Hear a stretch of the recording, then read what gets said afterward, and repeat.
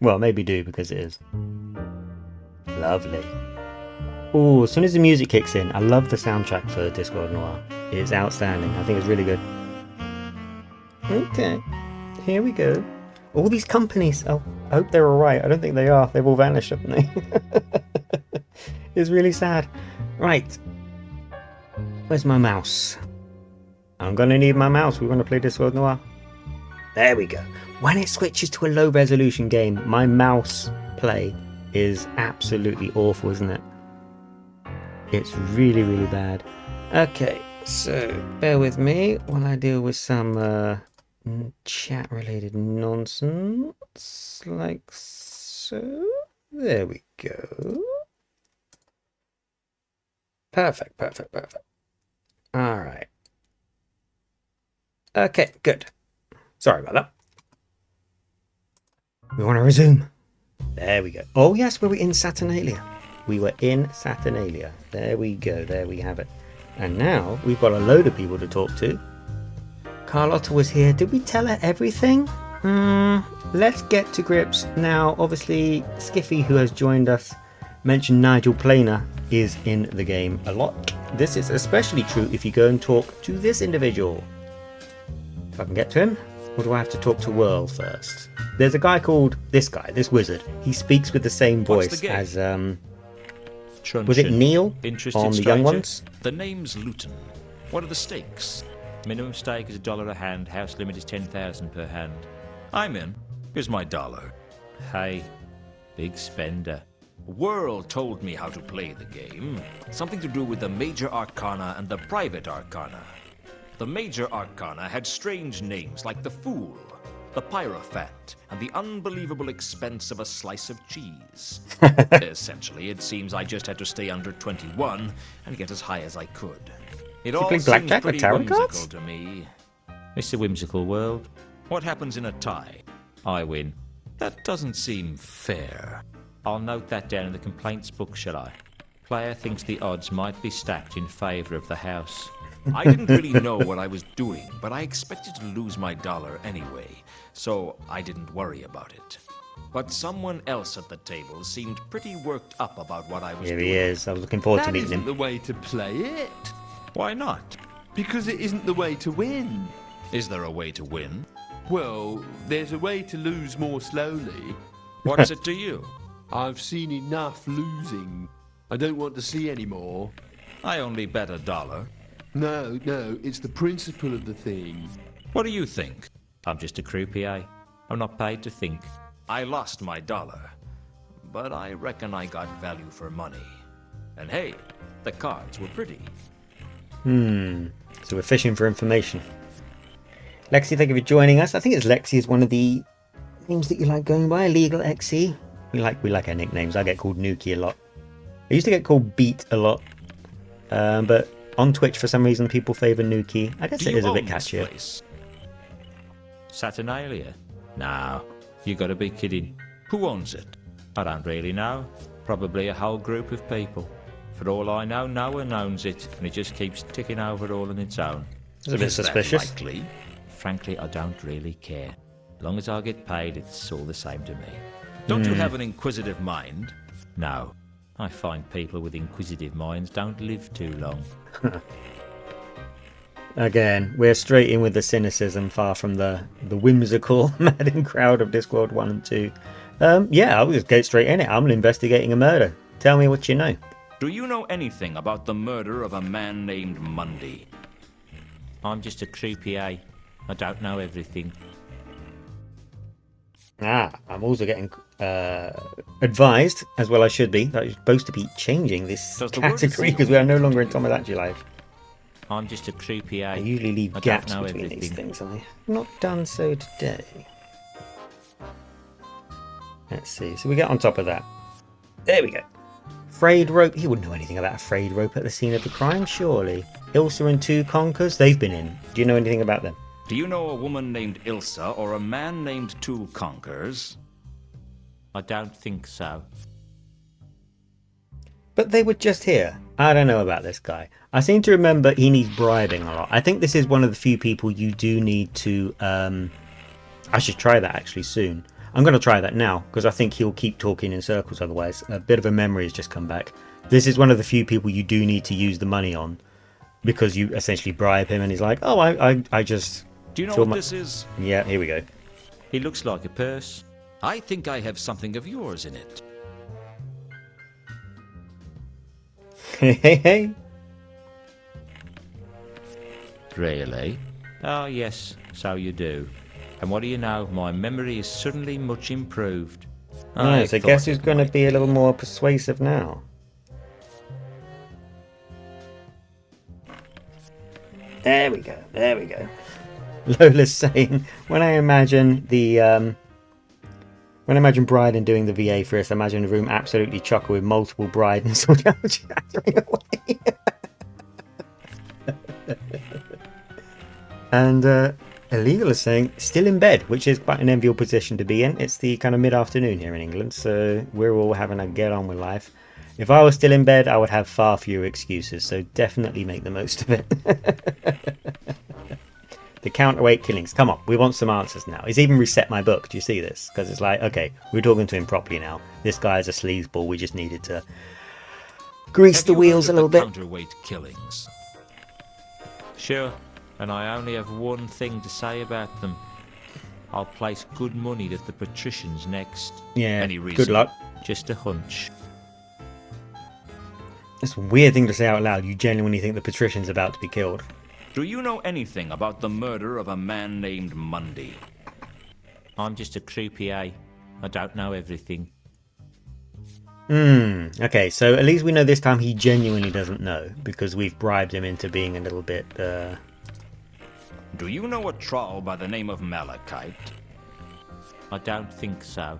Okay, alright. However, this I think we're going to get somewhere. I was told that I'd find a certain troll's body in the Salaci Mausoleum. Only when I got there, it wasn't the right body.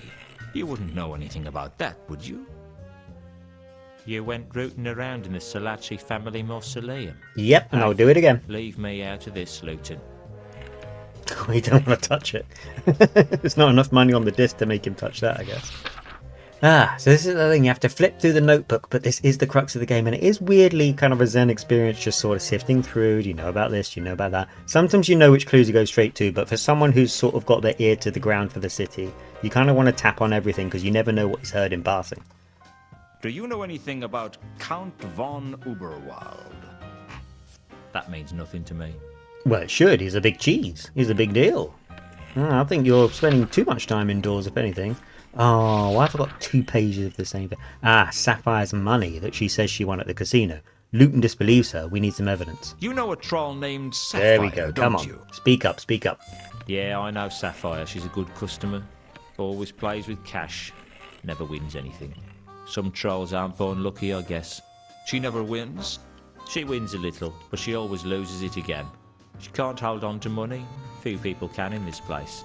By the time she walks out the doors, she's always a loser. Is there any chance she could have won big and you wouldn't know about it?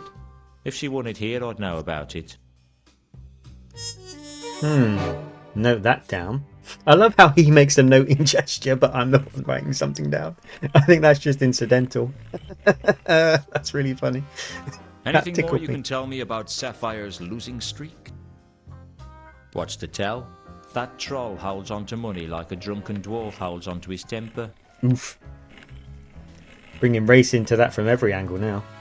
Right, here we go. The counterweight killings. We already talked to him about that. He thinks the patrician is next. Absolutely daring thing to say out loud.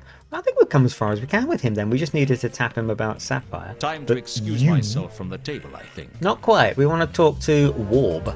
Warb was the most depressed and jumpy wizard I'd met. Maybe hanging around a casino did that to a man. Remember, it's Warb. It's not Neil from the Young Ones, alright? You seem to get worked up over my gambling. I'm not as easygoing as I used to be. You're a wizard? Wow, you're sharp. What tipped you off? The gown? The arcane symbols? Look, I just thought you might want to talk. You tried to help me at the table, and I thought I'd make amends for being so rude to you. Sorry I tried.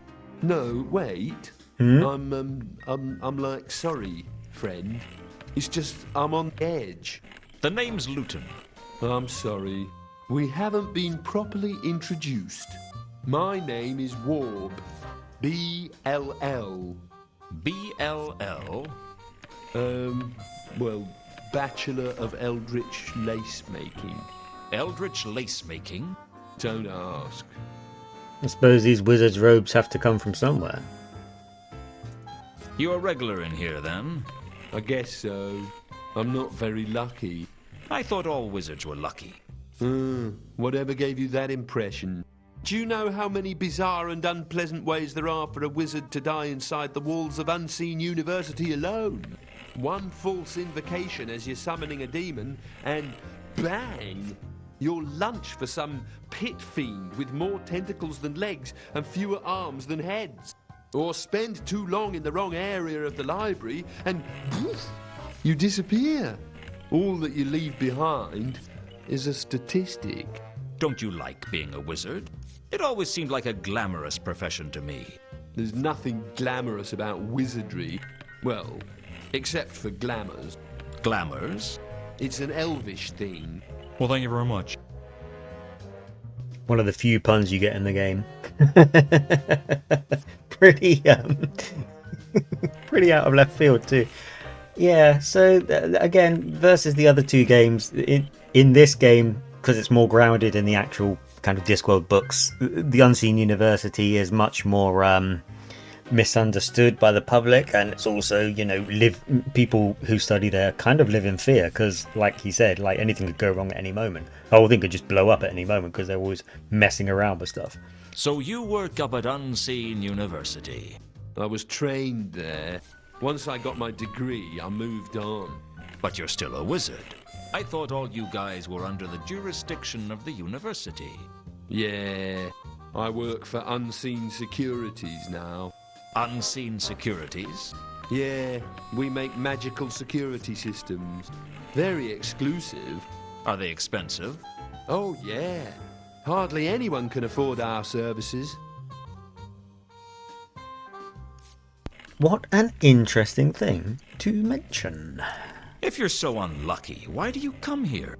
I haven't lived a lucky life, but, well, I don't know. I guess I feel that in here, I at least have a chance. But the odds are always stacked against you. The house always has the advantage. Let me tell you something, Luton. The house always has the advantage. Here, out there, it doesn't make any difference. At least in here, you know who the house is. That's a pretty stark outlook. Ever made a decision that affected your whole life? Ever done something that throws everything into question? No, I don't feel in that much control of my life. None of us are. Man, everyone's jaded and Ankh-Morpork in this game. We just make it interesting. Do we have anything we can physically show him? Not really, no. We're not going to smack him with a crowbar. I want to see cakes! Lola's redeeming the new redeems. Oh, man. And yeah, she's right. He needs therapy, not gambling. But one is far easier to access than the other on the Discworld. You saw what the psychiatrists were like on Discworld 1. You think that guy's going to help him? Heard of the counterweight killings? I heard someone in Unseen University got killed by a spy, but I don't really, know anything about it, you know? So this is the thing, as we get kind of deeper into the game, we can meet people from different walks of life, like this depressed wizard, and we kind of become aware that the murders are happening all over the city, in all sorts of different places that don't, on face value, seem to be connected. But there is a serial killer on the loose. Is your bad luck common knowledge? Well, pretty much everyone knows I've got a losing streak. Anyone else famous for their losing streak? The Sapphire. She's not very lucky. Other than that, no one springs to mind. So there's two big losers in this casino, and I've met both of them in the space of one evening. Do you know a troll called Sapphire? I've seen her around, but I don't really know her. Seen her here? Oh, yeah. She's sometimes here. She never looks very happy, though. Hmm. Do you know a troll called Sapphire? Oh, we're I've just seen repeating that. her. You'll click through. That's lucky. You do get to click through, so that's quite easy. Because I'm very good at repeating dialogue if I'm not paying attention. Do you know Count von Uberwald? It's incredibly unlikely, Do but you know anything about Count is he a von high-end client of yours Uberwald? for your security? That means nothing to me. Alright, okay. You're lucky in that sense, because I've met him and oof. What a guy. Right, here we go. Keep turning these pages. Malachite. Might know Malachite. Malachite does have a street reputation. Do you know a troll by the name of Malachite? I don't know them. Alright. Okay. What else? Counterweight killings. Mundy's murder? Do you know anything about the murder of a man named Mundy? I'm afraid I can't really, help you with that. Scythian chat is asking, Count von Uberwald is Angor's father, right? I think so, possibly. It's not... I don't actually remember enough, but I think it might be possible. But if it is, it's not mentioned in the game, but he is here. We spoke to him last stream. We'll have to speak to him during the course of this stream. Again, he's quite a major character. We have to speak to kind of a number of times. Ilsa and Two Conquers, they were just in here. Does Wob know them? Do you know a woman named Ilsa or a man named Two Conquers? I don't know them. But our client, Carlotta, is also a von Uberwald, but is a von Uberwald by marriage. So she's... there's some beef there between the Count and Carlotta. Do you know Carlotta? No, I guess I don't. What's that supposed to mean? Forget it. How weird. What do you know about a dwarf named Alkali? I don't know them. What are you hiding, Warb? You know when you're asked about some woman you know and the other guy just starts cackling and laughing? That's never suspicious, right? Does the word Azil mean anything to you? I'm afraid I can't really, help you with that. Skiffy's also asking, is Carlotta the one who plays chess with Vetinari? No, that's a vampire who Vetinari knows, isn't it? Carlotta, I can show you, she's in this room. Carlotta is our Maybe I'll client. see you I think later. she exists only in the context of the books. Not the books, the games. I've got it back to front. Yeah, Carlotta is in this room. She is the client. She's the person who spearheaded the whole game to start off. Here she is. This is our client. She just showed up in the casino. We had a run-in with an assassin. Carlotta didn't strike me as the gambling kind, but then with her look she could probably gamble with other people's money. Personally, I thought that took the edge out of the experience, but I doubt she cared. So essentially what happened is we kind of bring you up to speed very quickly. We got hired to find a man called Mundy. As soon as we found Mundy, he was murdered within seconds of us meeting him.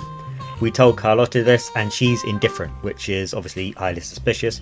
But in this game, everyone is very jaded. Still so here. Here's as good as anywhere. It's tricky. You never really know whose motivations are what. Have I spoken to you much? Do you want to know what happened with Mundy? Oof. That's what I'm paying you for, isn't it? Is it?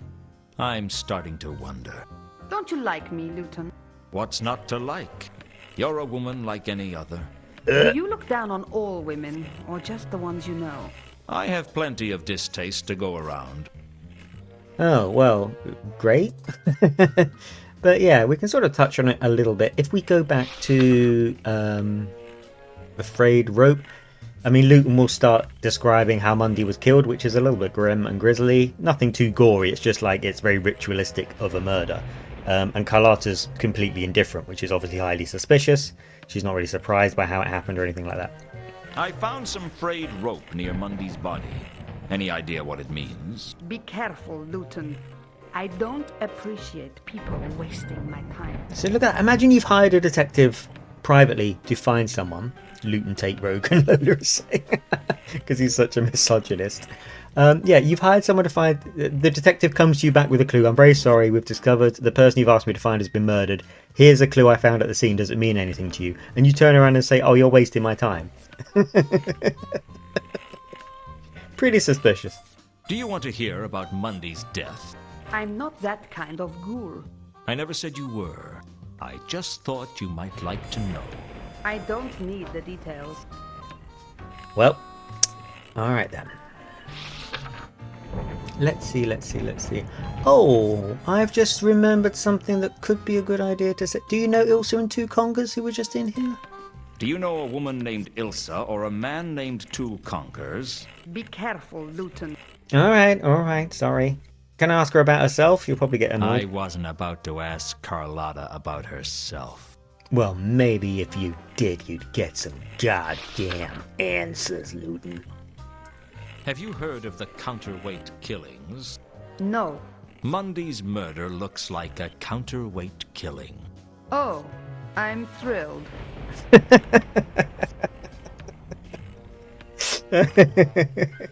Oh, good. It wasn't just a murder, it was a ritualistic murder in a setting where magic demonstrably exists. Wonderful.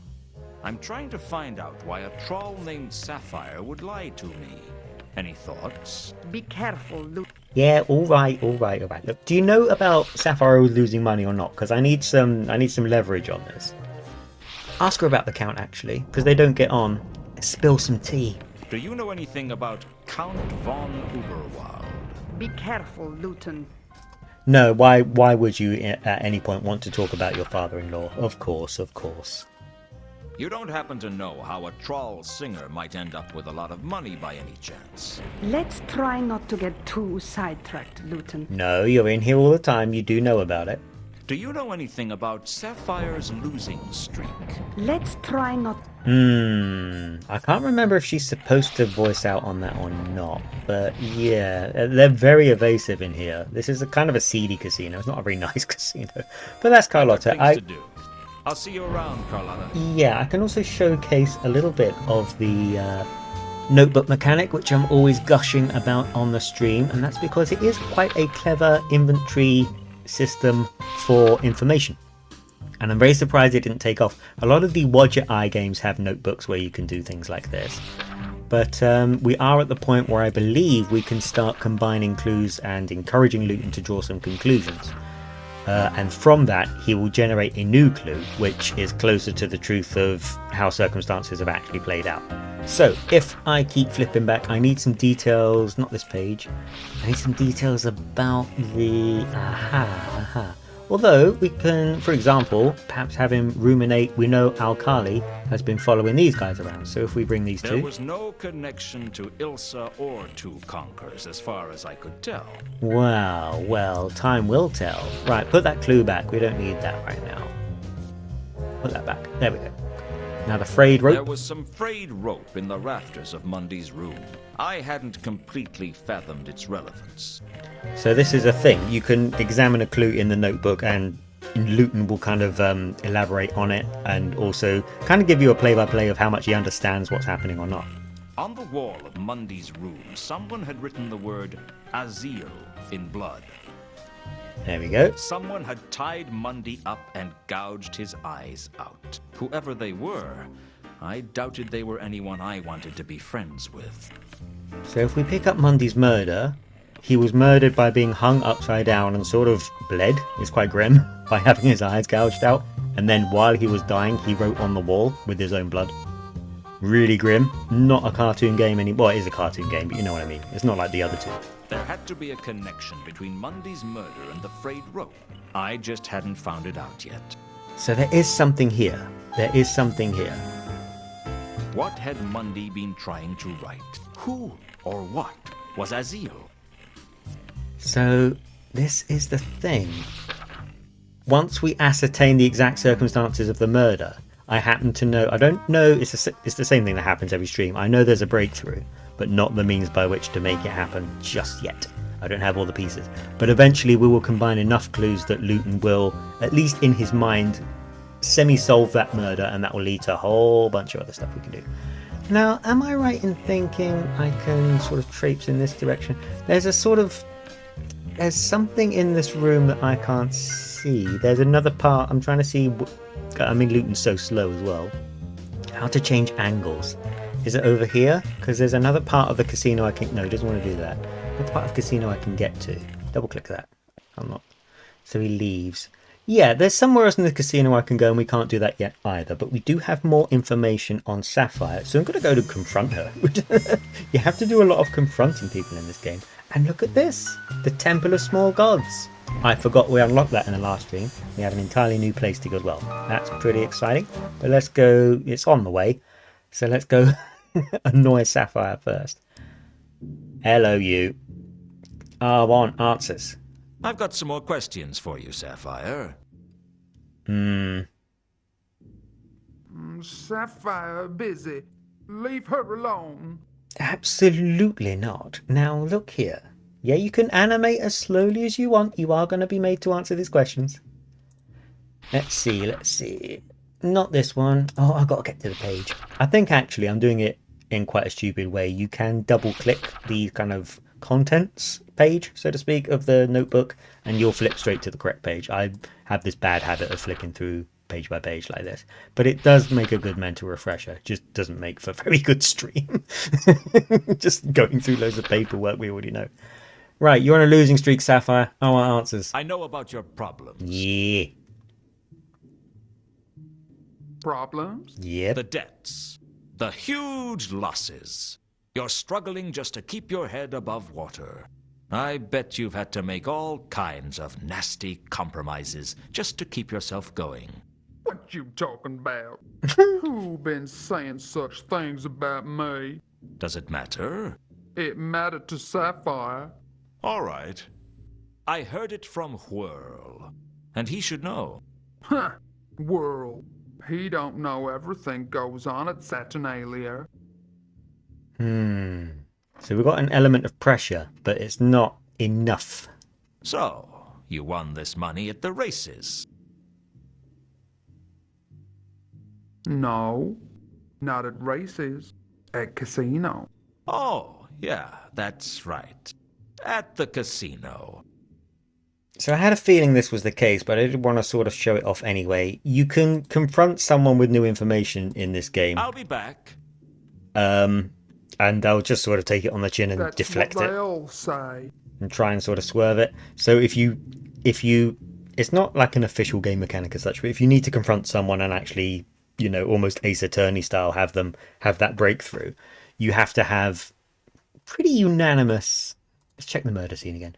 Pretty unanimous evidence that they just can't refute, and eventually you catch them in so many lies. There's just absolutely no way. Mundy's killer had tied his legs together with my rope. So rude. It was bad enough that he stole my rope, without implicating me in a gruesome murder at the same time. Examine the scene of the crime.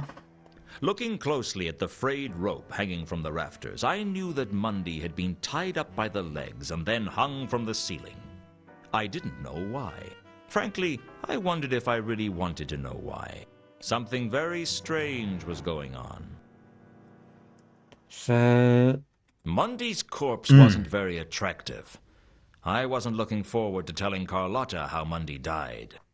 Too late, you've already done that. Oh, the painting. It seemed to be a cheap copy of Spinner's Rain, Cream and Speed.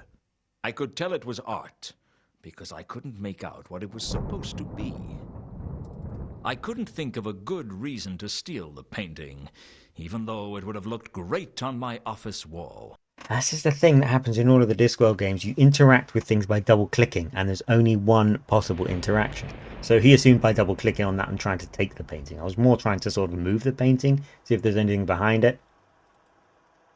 Look at the bed. Go to bed. Let's just leave all this The bed behind. looked neither comfortable nor inviting. Alright, never mind then.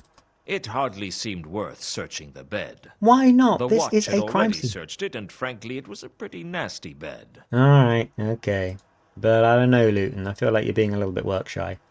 Right, murder details. If I was some murder details, what page would I be on? Not this one, I suppose. Flippity flips.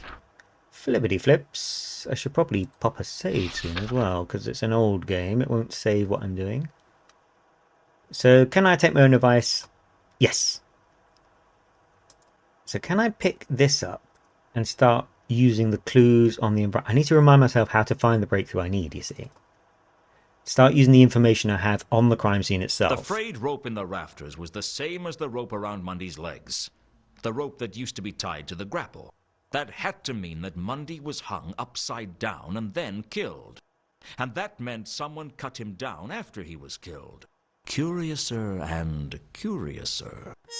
You see, this is it. This is what I had been missing, is taking the information Luton knows and using it to apply some sort of deductive reasoning to the crime scene itself. Because the information is a form of item in the game. It's a form of I inventory. didn't want to read too much into the frayed rope. Frankly, the message could mean anything. So now, let's see. We have a new clue. Monday was hung upside down. Crossed out something else, you see. I'd learnt that Monday had been hung upside down by his legs before he was killed. So if we take this information, we move it over like this. Nope, wrong way. Monday has been hung upside down. This is critical information, and I'm going to show you why. Because when we did this as kids, and playing with mum and dad, as we used to do, all huddled around the big beige computer in the 90s. Where's this damn page? Finding this breakthrough on our own was, hang on a minute. Hang on a minute. How can I make a breakthrough if I've forgotten what the damn page is? Trying to make this like a big dramatic reveal because I know what Luton's going to say if I've done all the steps right. I'm just like thumbing through my book like Columbo, like, wait a minute, no, I had it here somewhere. Oh no, where did I put that? Monday hung upside down. Aha! Monday was hung upside down when he wrote Azil. Therefore, They say that the universe is full of particles called inspirations. One of them hit me at that moment because I suddenly realized something that should have been obvious. If Monday was hung upside down, and if Monday wrote the message, then the message was upside down. Turning it around in my head, I could see that it read 3712V. It wasn't a meaningless word after all. It was a meaningless combination of letters and numbers instead. Somehow that seemed much, much worse. better write it down though. 3712V wasn't much to go on. And now, I mean, if I get out of my own way here, he's completely correct. The word Azil is 3712V if you look at it upside down. Clever boy. Right. We will pop that save I keep talking about.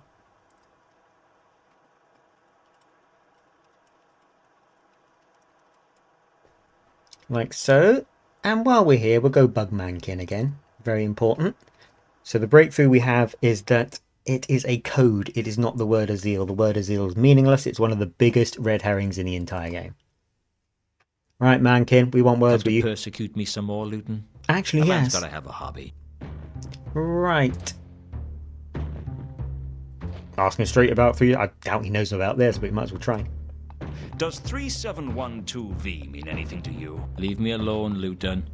This is species harassment. Right. Now, this is important because, as Luton said, Monday was hung upside down. He was found on the floor. Someone removed him from being hung upside down. And we have a suspicion who it might be. I'd learnt that Monday had been hung upside down by his legs before he was killed. I've been thinking hard about Monday's death, and there's something that doesn't add up. Oh, enthrall me with your erudite wisdom, great one. When Monday was killed, he was hanging from the ceiling, but when the watch turned up, he was on the ground. Maybe the killer cut him down when he was dead. I don't think so. I think that message was written by Monday, and I don't think the killer saw him write it, which means someone must have cut him down. Explain yourself, Mankin. Somebody who was in that room cut Monday down. I don't think it was the killer, and I know it wasn't me. What are you getting at? You cut him down, didn't you? Why should I tell you? I've already told you, I don't think the killer would have cut him down. Which means if you cut him down, you're in the clear. All right, yeah, so I cut him down. Happy now? Why? Not everything has a reason, Luton. But people can usually find reasons for what they do. Well, draw your own conclusions. I was missing something, but I couldn't see what. You cut down Mundy so you could search him, didn't you? What are you suggesting? Nothing worse than the truth. You're a liar and a thief. All right, Luton. What is it you want? What have I got to do to get you to leave? Just give me what you found in Mundy's boot, and I'll leave you alone. Here. You want it? Have it. It's worthless anyway. What is it? How the hell should I know? Now, I kept my end of the bargain. You keep yours. Leave me alone. We'll see, Mencken. I figure I owe you at least one lie. Get out, Luton. In my own time, Mencken had given me a small coin. But it wasn't any type of coin I recognized. I guess I should be grateful to the half-elf for keeping the clue away from the watch. But frankly, I just didn't like the little weasel. Yeah, Mankin. So here it is. He's given us a coin that is not from Ankh-Morpork. Lola in chat is asking, is Carlotta to blame for a lot of this, as is a common noir trope? It's verging into spoiler territory, but yes, Carlotta's motivations are not as clear-cut as is being made out in the case, and we'll discover why as we go along. She's not the mastermind of like all of the evil in the city or anything like that, though. The only time I saw Mundy, he was playing with this coin. A metallic flat disc with a square hole in the center.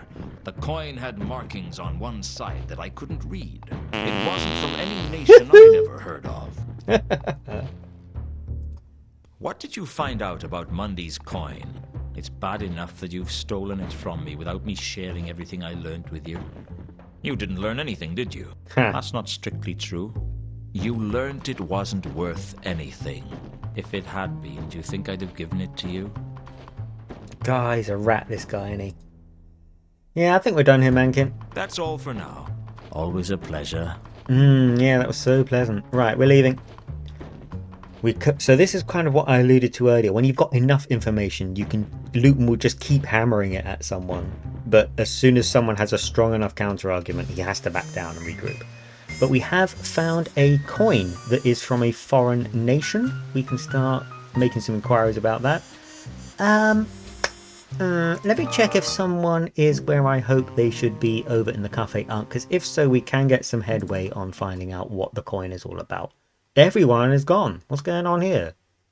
Samael isn't even at the... Is he over here? Samael! Hey! He's taking a break from the piano. Now we can speak to him. I'd always respected Samael, and he'd always put up with me. I don't know why. I guess it didn't really matter. Taking a break, Samael? Oh, yes. It's not easy working the piano all night. Well, I'm sure you deserve it. Thank you, Mr. Luton. You don't have to call me Mr. Samael. We're old friends. Sure thing, Mr. Luton. Old friends. I reckon I've earned a right to call you Mr. As long as that's what you want. Samael is a good egg. He's a vampire, but he's absolutely lovely. How's business, Samael? It's pretty good, Mr. Luton. How are things with you? Not so good. I think I'm so deep in trouble that I haven't even realized it yet. You haven't had much luck, have you, Mr. Luton? Not since the Hotel Pseudopolis. That was when... Oh, I see. That's okay, Samael. I don't mind talking to you about it. You're like family. Oh. Right, Samael, do you know what this coin is by any chance? I had a feeling that Mundy's coin was important, and I wasn't about to show it to just anyone. Samael, you're like family, but you can't see my special coin. My big secret super coin. You're just like family, but you can't see this thing I found that's really cool and interesting. That's for just special people, not my family. Anyway, what are we looking at here? Contents? Yeah, I've gone too far back. Let's take a look. Samael, what do you know? What do you know? You've got your ear to the ground. Azil is not really a thing anymore. It's still in the book, though, so maybe it is important. Does the word Azil mean anything to you? Sorry, Mr. Luton, I don't know anything about that. All right, then. Can you think of any reason that Mundy might have been hung upside down before he was killed? Sorry, Mr. Luton, I don't know anything about that. Well, is that because, like, you've Just introduce that concept to him as a non sequitur rather than. Does 3712V mean anything to you? Sorry, Mr. Luden, I don't know anything about that. Now, that's his response to a lot of things, but he does know about this, I'm pretty certain. Do you know about Carlotta, actually? Brief segue. What do you know about a woman named Carlotta? Sorry, Mr. Luden, I don't know them. You do know Ilsa and Tukon, because Ilsa was in here earlier. Have you seen Ilsa recently? You weren't expecting her to be here, were you? No, I wasn't. I was. I've not seen her for a while. Last time she was here, she was with a foreign gentleman. I think he might have been from the Agatian Empire. Yeah, that'd be two conkers, I guess. How come you know about the Agatian Empire? That's not common knowledge, is it? Worked the piano for enough years and you hear just about everything. Any idea where they might be now? I don't know, Mr. Luden. But I think they might be in trouble. You could be right. So they're on the run. What do you know about a dwarf named Alkali? Sorry, Mr. Luden, I don't know them. Alright, okay. Maybe Malachite? Malachite wouldn't fit in a place like this, let alone actually willingly come here. Do you know a troll by the name of Malachite? Sorry, Mr. Luden, I don't know them. Alright, okay. Let's see. Counterweight killings. Have you heard about the killings? You know, the cheeky killings going on You hear around a town? lot of talk around here, Samael. Have you heard anything about the counterweight killings? Oh, yeah. I've heard the talk. It's making the customers nervous. What do they say? Just rumors. You know how rumors spread. Well, let me know if you hear anything that has the ring of truth to it. Just like that, eh? There's not much to go on. Money harps are down, Sapphire, Malachite. Anything he knows. Do you know the Count von Uberwald? Do you know anything about Count von Uberwald? I wouldn't know anything about that, Mr. Luden. Sorry, that was a bit racist of me to assume that all vampires know each other. Okay. I guess we're done here. I don't really know. He wouldn't know Sapphire. There's no way. Yeah, he comes into it a bit later, I think. I don't think we have anything for him right now. Thanks again, Samael. No problem, Mr. Luden. Off we go. Yeah. Top speed, Luton. Top speed, darling. There we go. Yep, off we pop them. Good stuff, good stuff. Ooh, what a dramatic crash of thunder as we leave. I always call the visual element thunder. It's a bad habit of mine. It's lightning. That's literally what it is. Saturnale Casino. Oh yeah, we haven't gone to the temple. I keep talking about it. It's not actually happened. Here we go. New location. Look at this. Premium 90s CGI.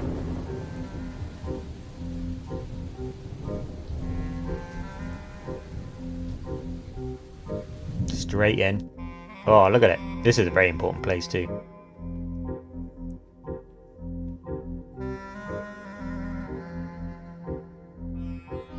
Here we go. This is the Temple of Small Gods, because there are... The Temple of Small Well, he's going to explain. Gods was Ankh-Morpork's unique concession to all the thousands, perhaps millions, of small gods that the Discworld was home to. Most of the gods were so small they never got worshipped. The spirits of lonely trees, or the places where two ant trails crossed, and they stayed that way because they lacked belief.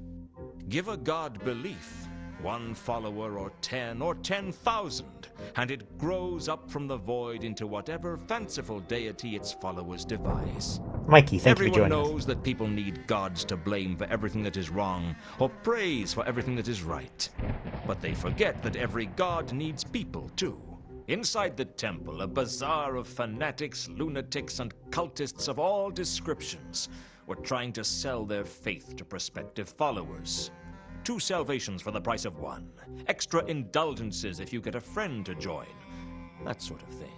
The lost and the lonely came here seeking direction. I found it hard to picture Carlotta amongst their number. And yet, she is the one who told us about this place to begin with. So we have a number of places we could... Oh, look how slow he is. Come on, Luton. You've got to give it some effort. Right, so we can go over here, we can go over there, basically, is the long and short of it. It's a lovely scene, but there's not really much to it. So we're going to duck in here first. This is a fantastic little guy. He, how do I qualify this? This happens in some games and in some fiction. You'll have someone who, I mean, you can probably tell from his theme tune,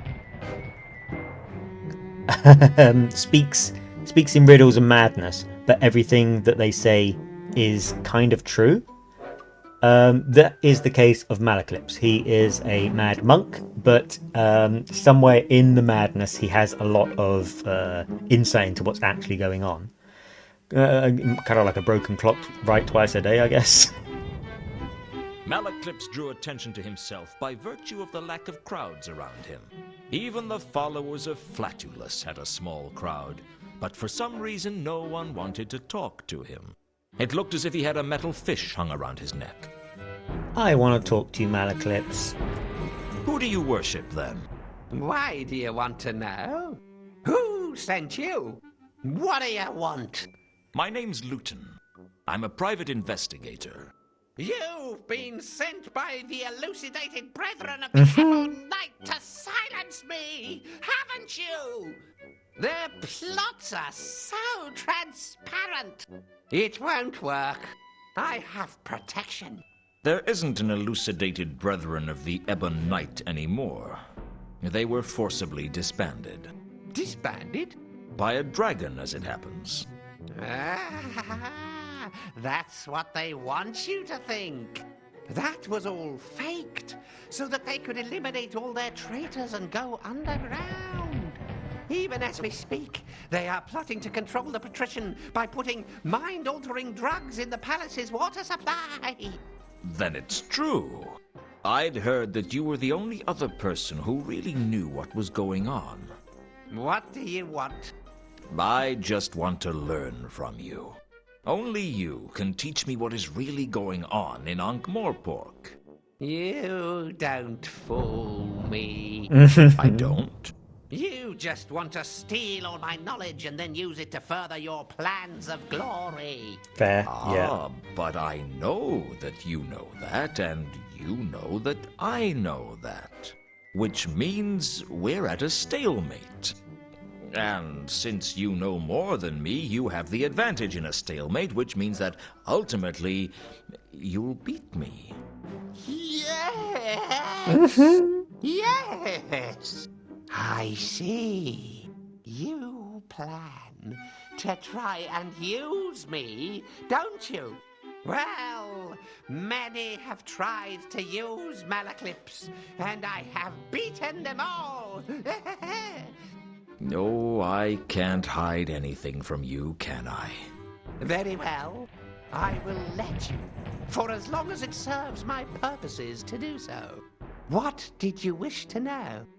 I've given this some thought, and I think that Malaclips is my favourite character in this game. Not only because he is insanely useful to the plot, but also because he is a conspiracy nut, which is a character archetype that I'm very fond of, and also because you might have noticed if you were paying attention to that stream of madness, not only does he talk like a Discworld 2 character in kind of loony, raving sort of shrieks, but Luton directly correlates the continuity of the game series and says, basically, in Discworld 1, that cult that you think I'm part of was destroyed by a dragon.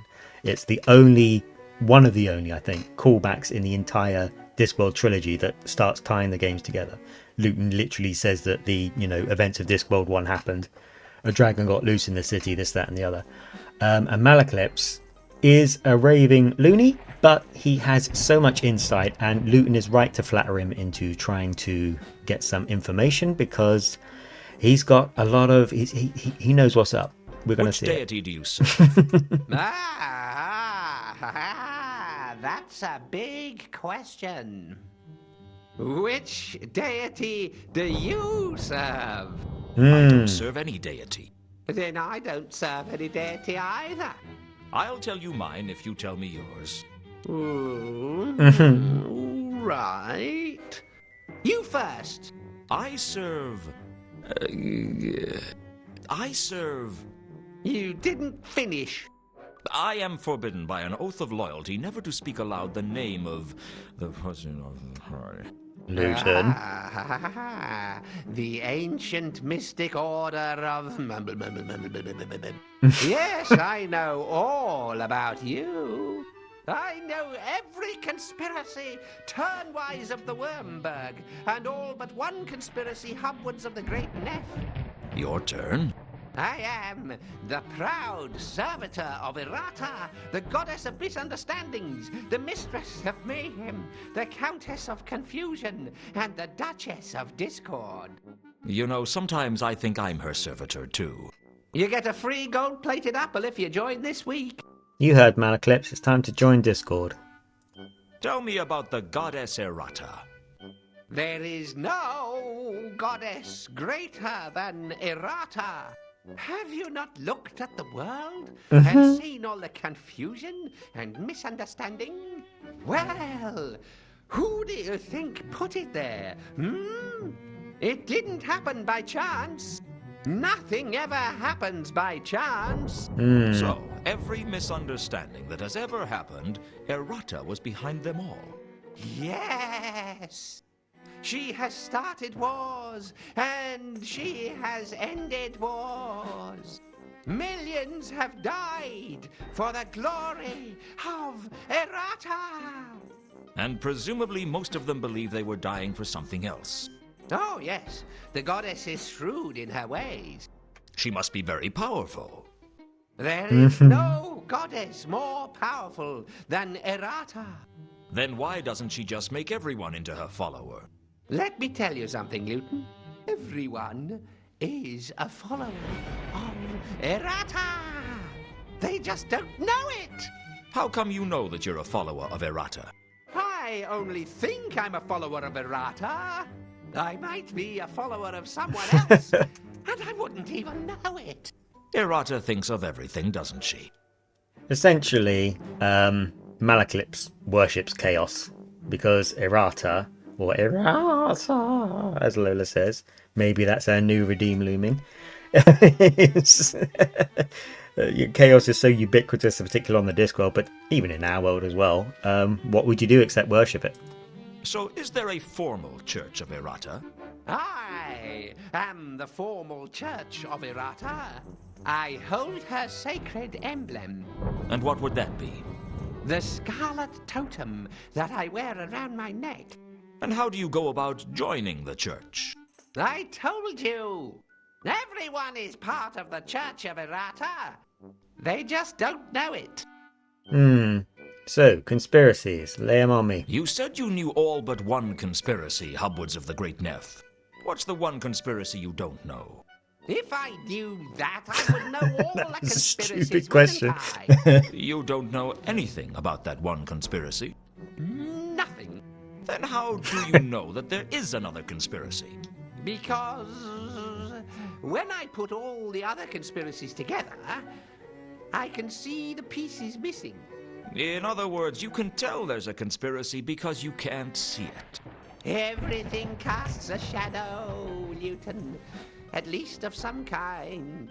What if the missing pieces are a ruse by one of the conspiracies you do know about to try and distract you from paying attention to what they're doing? Oh, there's a lot of this. No, that's too far-fetched. Lola's kicking off in chat. I hope everything's alright. You getting annoyed at Malaclips and his chaos theories? Do you know what this is? It's a Hersheben groat. What's a Hersheben groat worth? Nothing. Unless you want to hire a member of the Hashishim, the first assassins. The Hashishim? The original assassins. A band of mad killers who are feared throughout Hubwood Clatch. They derived their name from the huge quantities of hashish they consumed. They are unique among killers in being both deadly and, at the same time, inclined to giggle and wear beads. The ones with the flared trousers are the most deadly of all. And you'd pay one with a Hersheben groat? No, but if you give it to one, he'll stare at it for hours and leave you alone. I wasn't about to flash the stolen tooth around. Someone might tell Lord Salachi, and the next thing I knew I'd have a blade in my back and a receipt from the Assassin's Guild on my bedside table. Worth a try, I guess. Lola's saying that the Hashashim are relatable. Yeah, it's a Discworld joke. I think they're in the books as well. It's a play on the real life. I think they're called the Hashashim, the group we get the actual word assassin from. And they did consume a lot of weed or something like it, as far as I'm led to believe. Right. Okay, conspiracy boy. We want to know about the counterweight killings.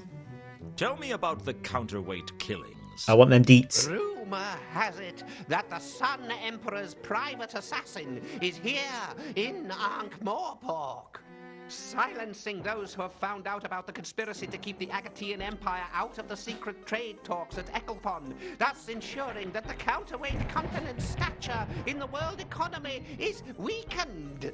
Hold on, slow down a minute. Who's the Sun Emperor? The ruler of the Agatean Empire, of course. The Agatean Empire? That's on the counterweight continent, is it? Shh. Not so loud. Don't you know about the patrician's conspiracy to deny the existence of the counterweight continent to the populace? He could have us killed just for talking about it. But everyone knows that the counterweight continent is real. We had a tourist from there a couple of years ago.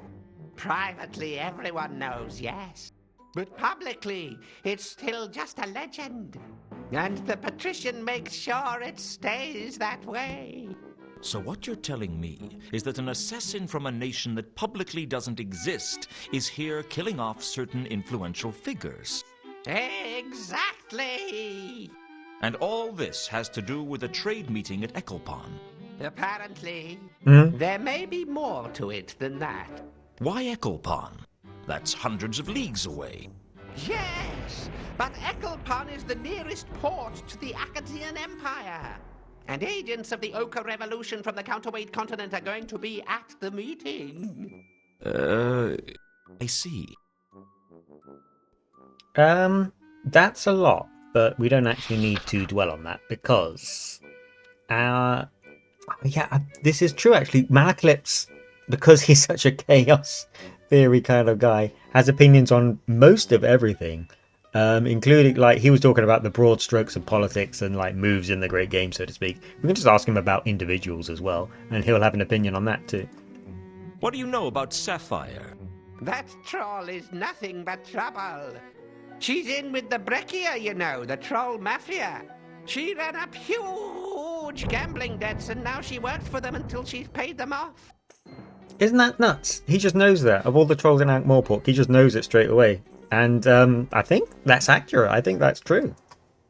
What do you know about Sapphire? Okay, but all of the losing streak, maybe? What do you know about... No, they all lead to Sapphire. Okay, just checking. Got to be thorough. We saw what happened when I wasn't. The Count. You must have a conspiracy about the Count. Do you know anything about Count von Uberwald? Bah! All right, I stand corrected.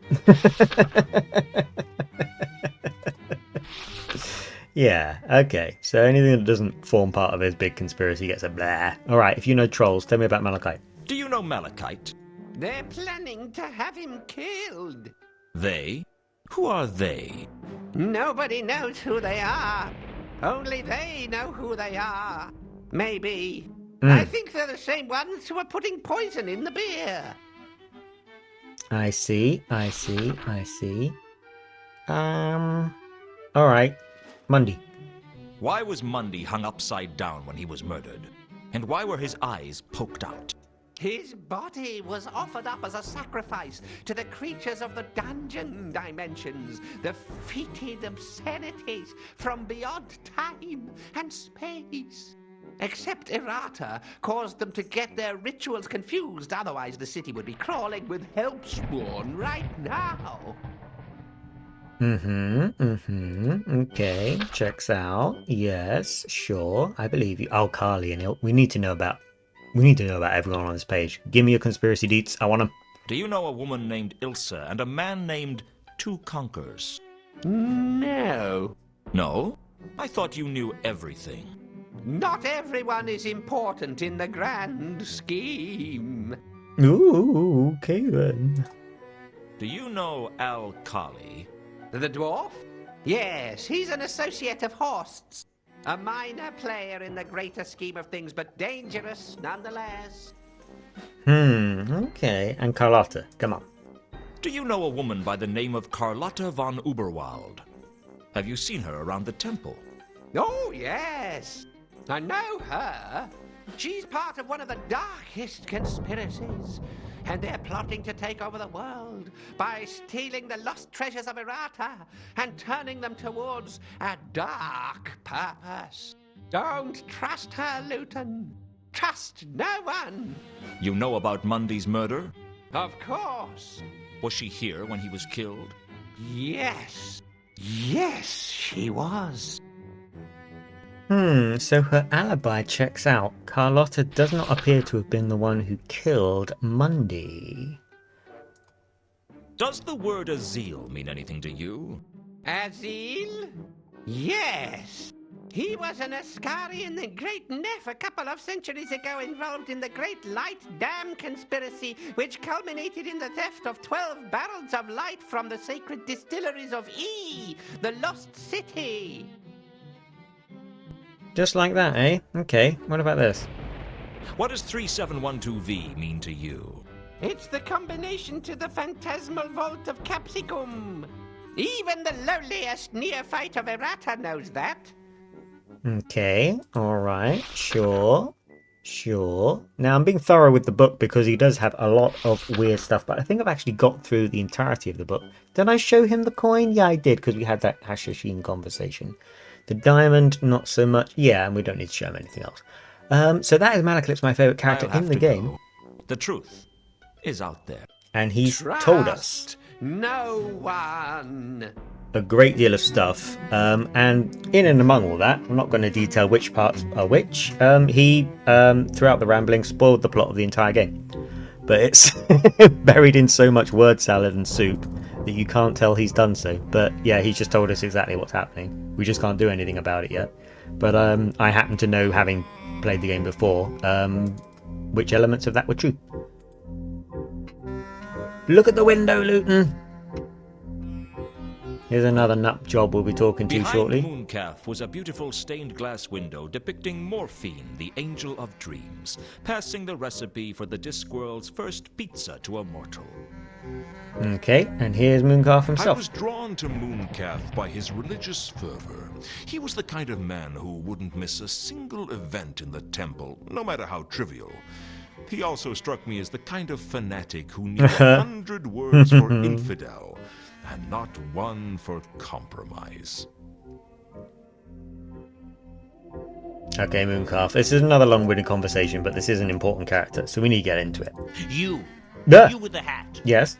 Have you accepted Anu Anu into your heart? Categorically The no. name isn't you with the hat, it's Luton. And no, I haven't accepted Anu Anu into my heart. Why should I? For it is written in the book of Kelpie, he who has not the spirit of Anu Anu in his heart shall have his heart eaten by the Divine One on the day of judgment. I'll take that chance. Or you may mock infidel, but the day of judgment is coming, mark my words. The signs are clear, the omens are unquestionable, the stars are right and the auguries are undeniable. What about the auspices? The auspices are fair to light with a small chance of judgment day later in the eon. I think you're taking the auspice. Hey, right, okay, Mooncalf, let's get to it. Did your church buy that window? We are not a church, we're a cult. What's the It's difference? very honest of you. Demographics. Churches appeal to the high society element. Good for funding, but bad for grassroots support. Now, your average cult has much more of a street-level membership.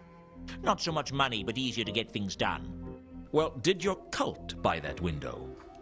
No. It was purchased by the Eternal Seers of Revelation Joe many years ago. It depicts the moment when the Divine Prophet was given the recipe for pizza by the Creator. How come you're working in front of it? The Eternal Seers ran out of support decades ago. It figures. Yeah, pizza is quite important on the Discworld because it's a food that's in the shape of the planet they live on. Now let me get this straight. The Eternal Seers of Revelation Joe worshipped pizza. No, my child. The legends say that the first pizza was created by the Klatchian mystic Ronron Revelation Joe Sawadi, who claimed to have been given the recipe in a dream by the creator of the Discworld himself. Allegedly, the creator said that the pizza was what he had intended all along. Those who have seen the original say that what the creator had in mind was a small cheese and pepperoni affair, with a few black olives, and things like mountains and seas got added out of last-minute enthusiasm, as so often happens. So who were the Eternal Seers? The survivors of the schism of the Turnwise Ones and the resulting Grand Jihad. Grand Jihad? Yes. After the deaths of some 25,000 people, the faithful were allowed to add one small bay leaf to the recipe. So is this divine figure in the window the creator? Oh no. It is blasphemy for any to depict the rat face of the creator.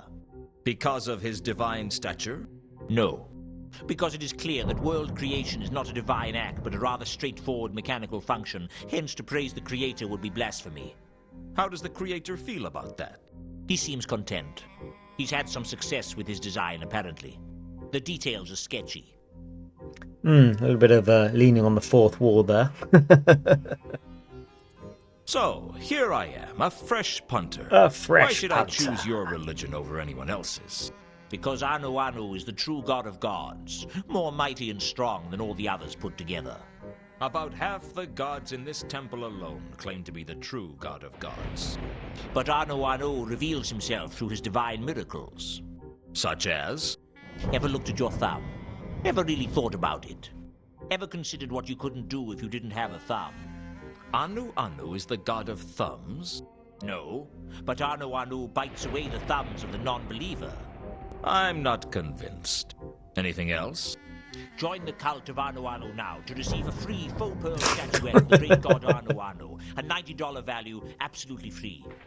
Be the envy of your friends as they roast in the fires of Sogorop. Thanks, but I'll pass. When I first played this game as a kid with the family, it was actually the first time I contemplated my thumb as a result of that weird scale. I was like, oh yeah, good point, quite important. So what is Anu the god of? Anu is above being bound to one single concept or idea. He is power incarnate. Come on, level with me. What is he the god of? It's not to be discussed with non-believers. So this is less of a religion and more of a lucky dip. Oh, I feel sorry for you on Judgment Day. Oh god, Mooncalf. Mooncalf is in deep with this cult, I must You admit. keep mentioning Judgment Day. What do you mean? Mark my words, it's coming. Darkness and evil shall descend on this city, and fetid corruption shall consume the very souls of the unbelievers. Only the followers of Anu shall be saved. Darkness and evil? How exactly are we going to tell Judgment Day from any other day in Ankh-Morpork? By the time you realize what's going on, it shall be too late. It generally is. Oh man, Luton, you are cynical. Right, do you know anything about this coin by any chance? I had a feeling that Monday's... Okay, sorry. Let's flip open the notebook and get to work. It's time for the real detective work to begin. Mooncalf, I want answers. Firstly, can you corroborate Carlotta's alibi? Was she here the night of the crime? Oh wait, Azil, this is a mythical figure. Maybe you have an opinion on that. Does the word Azil mean anything to you? I prefer to involve myself with more spiritual matters. Alright, okay. Do you know about ritualistic killings I then? asked Mooncalf where he was when Monday was murdered. He seemed to take it in his stride. Huh. Perhaps religious fanatics are used to being suspects in murder investigations. I was holding a service at that time. Where? Here, in the sanctum of the Temple of Small Gods. So you have witnesses. But of course, my entire congregation saw me give a glorious sermon in honor of Anu. So you can give me the names of some of your congregation to back up your alibi. Betray the confidence of my flock? You must think me shallow of faith, Luton, to propose such a barbaric plan of action. Shall I take that as a no, then? There's a bit of a mixed alibi from Mooncalf there. But he's relatively harmless. He's just a nut. I asked Mooncalf if Carlotta was in the temple when Monday was murdered. Frankly, he didn't seem very sure. His face took on a vacant look, like someone trying to remember who won the boat race in the year of the asthmatic antelope. Yes. Yes, I believe I saw her in the temple that night. Does she come here often? She is indeed a regular of the Temple of Small Gods. I myself have lectured her at great length on the virtues of the cult of Anu. Why does she come here? Why does anyone come here, Luton? For answers. For absolution. Perhaps simply out of boredom. But mostly for something to give her life a meaning. What makes you think life has a meaning? 20 million zealots can't all be wrong. There are 20 million members of your cult? Not of this cult, but every religion is testament to the quest for meaning, even if our cult is the only true religion. Don't you feel like you're just servicing a group of selfish, self-obsessed, half-wit deities whose ability to survive without you is considerably less than your ability to survive without them? Watch your tongue, Luton. Talk like an atheist and you can expect a lightning bolt to strike you where you least expect. Is that I'll so? take my chances. Luton just doesn't care. Okay, so the alibi for Carlotta is not actually absolutely verifiable. Malaclips believes it, but Mooncalf, who is the priest to whom she was speaking, allegedly, doesn't seem sure she was actually here. We're getting some pub quiz questions in the chat at the minute, and they're about numbers, which I am not very good at. What do you know about a dwarf named Al-Kali? My time belongs to the god Anu Anu, and I'd thank you not to waste it. Oh yeah, because you're respecting our time so much. Malachi also too. I don't think he knows his people, but best to check. Do you know a troll by the name of Malachite? No. Just like that. Do you know a woman named Ilsa or a man named Two Conkers? They are not followers of Anu Anu, and I do not associate with infidels. Oh, Mooncalf, you have got to let this go. Right, okay, do you know about the counterweight killings? Have you heard of the counterweight killings? I have not. Nothing at all? Heard about any ritualistic killings in Ankh-Morpork? Again, I have not. I was suspicious. Most religious fanatics would have turned the counterweight killings into fuel for their zealous fire. Mooncalf's silence spoke more than words. Not literally. It wouldn't be much of a silence if it spoke. I imagine silences get kicked out of school for that sort of thing. The point was, I was suspicious of Mooncalf. There was something he wasn't telling me. Okay. Alright. Very millennial humour you've used to illustrate that point, but yes. Sapphire. Does he know Sapphire? Worth a go.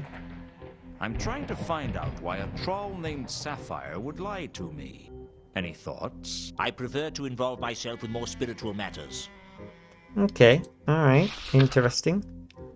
Count von Uberwald? Do you know Count von Uberwald? Do you know I think anything we're about tugging at straws a Count bit with this guy in a von minute. Uberwald? My time belongs to the god Anu Anu, and I'd thank you not to waste it. Alright. Did we get any new clues for coming to the temple, or have we just sort of met a bunch of mad people?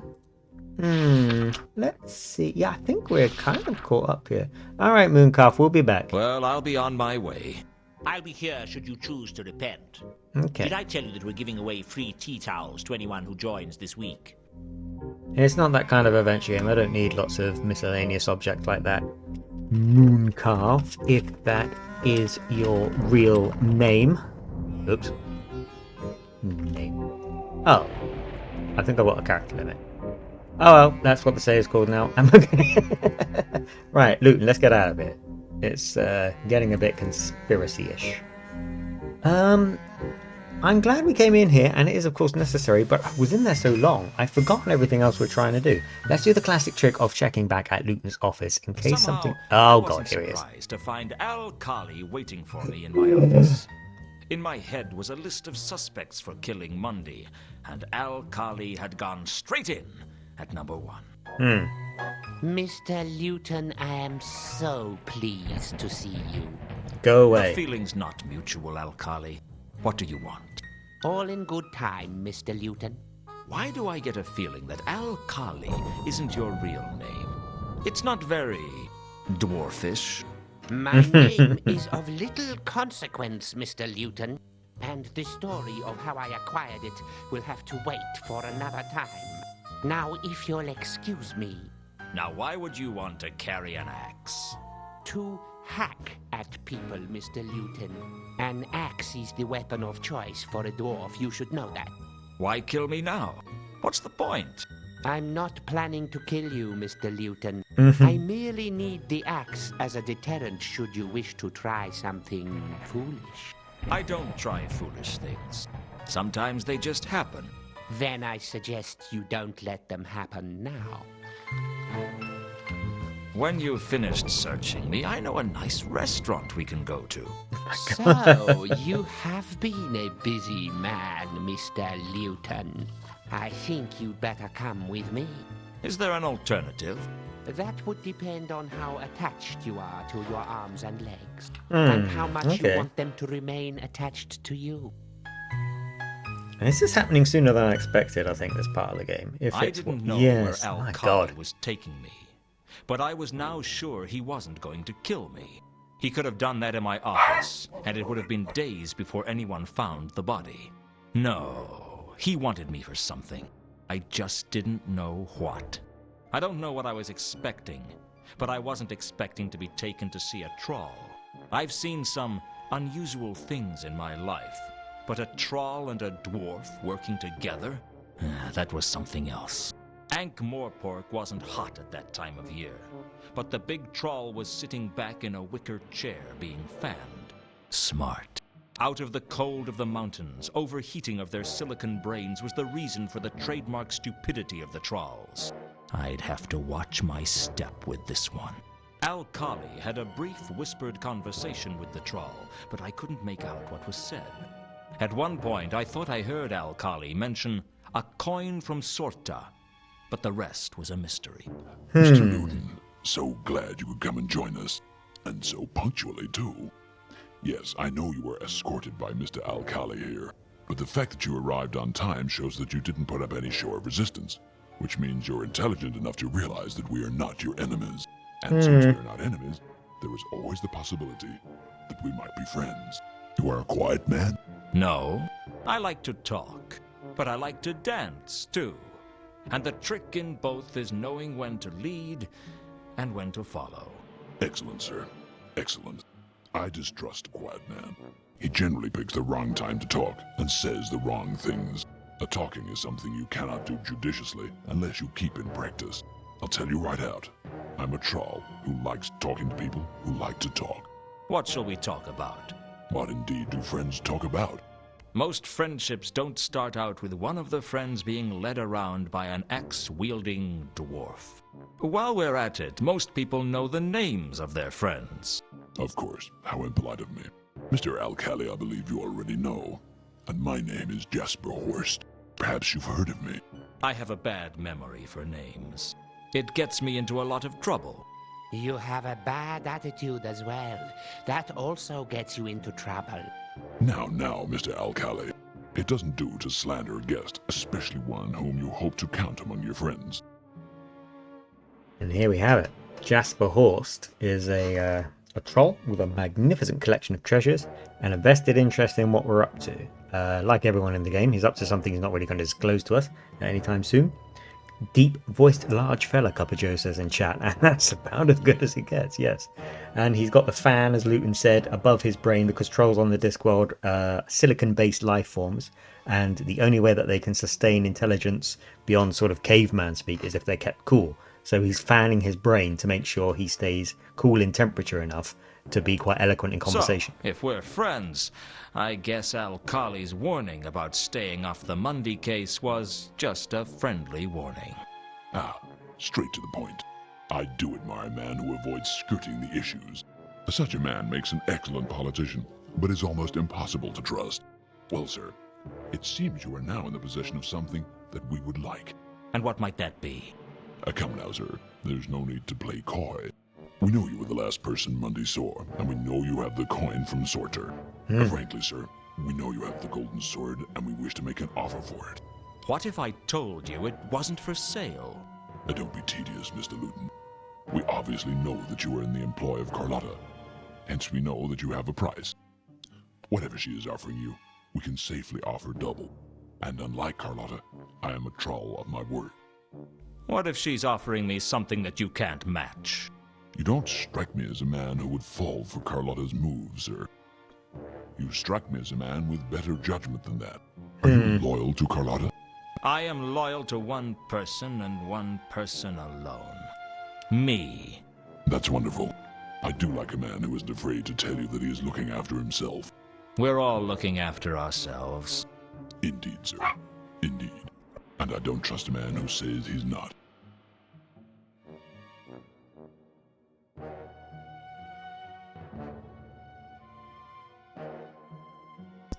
Just going to pop to break screen briefly to help Lola with the dogs because they're in an incredibly bad mood today. I'll be right back.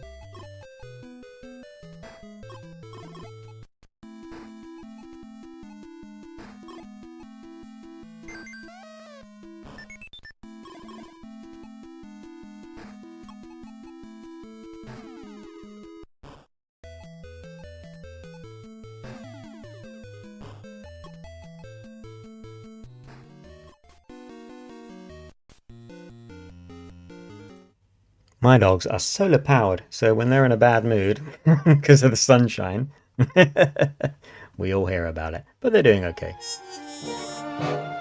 Oh, I've missed them. Oh no, I ducked out of that. I've got some more questions for you, horse. That was my mistake. I'll have to duck back in. But we've got some clues and the location on his map, so I'm allowed to come back here kind of whenever I want. So that's good news. And here it is. You can see it just at the bottom there. Jasper Horst's private quarters. And actually, we might have a happy accident. If I double back on myself, I might discover something else that Luton needs to know. Ah, Mr. Luton. It is always a pleasure to see you. Not yet. I There is trust you something we have need brought Luton to something know. with you that will be to my liking. I haven't brought you the sword yet, if that's what you mean. I'm a patient troll, sir, but there are limits to my patience. It's very interesting. Horst has this... He basically admits what he's looking for, the golden sword, which Luton doesn't know about yet. So it's an extremely useful conversation. Because he just gives the game away, essentially. You're still interested in buying the sword off me, And Luton I just bluffs that he suppose. has it. Naturally, I am not a fickle businessman by any stretch of the imagination. But you won't tell me anything about it. Come now, sir. In our line of business, information is as valuable a currency as the dollar. I'm not about to give you for nothing what may have greater value as a secret. Perhaps I'd be more inclined to sell to you if I knew what I was dealing with. Perhaps. And nonetheless, I am in no doubt that no one can match the prices I'm offering, and hence, I have no doubt that ultimately, you will have to sell to me. You could be right. We'll see. It's all bluffs and double bluffs and this and that. I considered asking Horst about the Milka's cargo, but I didn't want to tip him off that I didn't have the sword. Right, okay. So this is what he's after, the golden sword. This is a new element in play, something about the case and something that ties into everything else.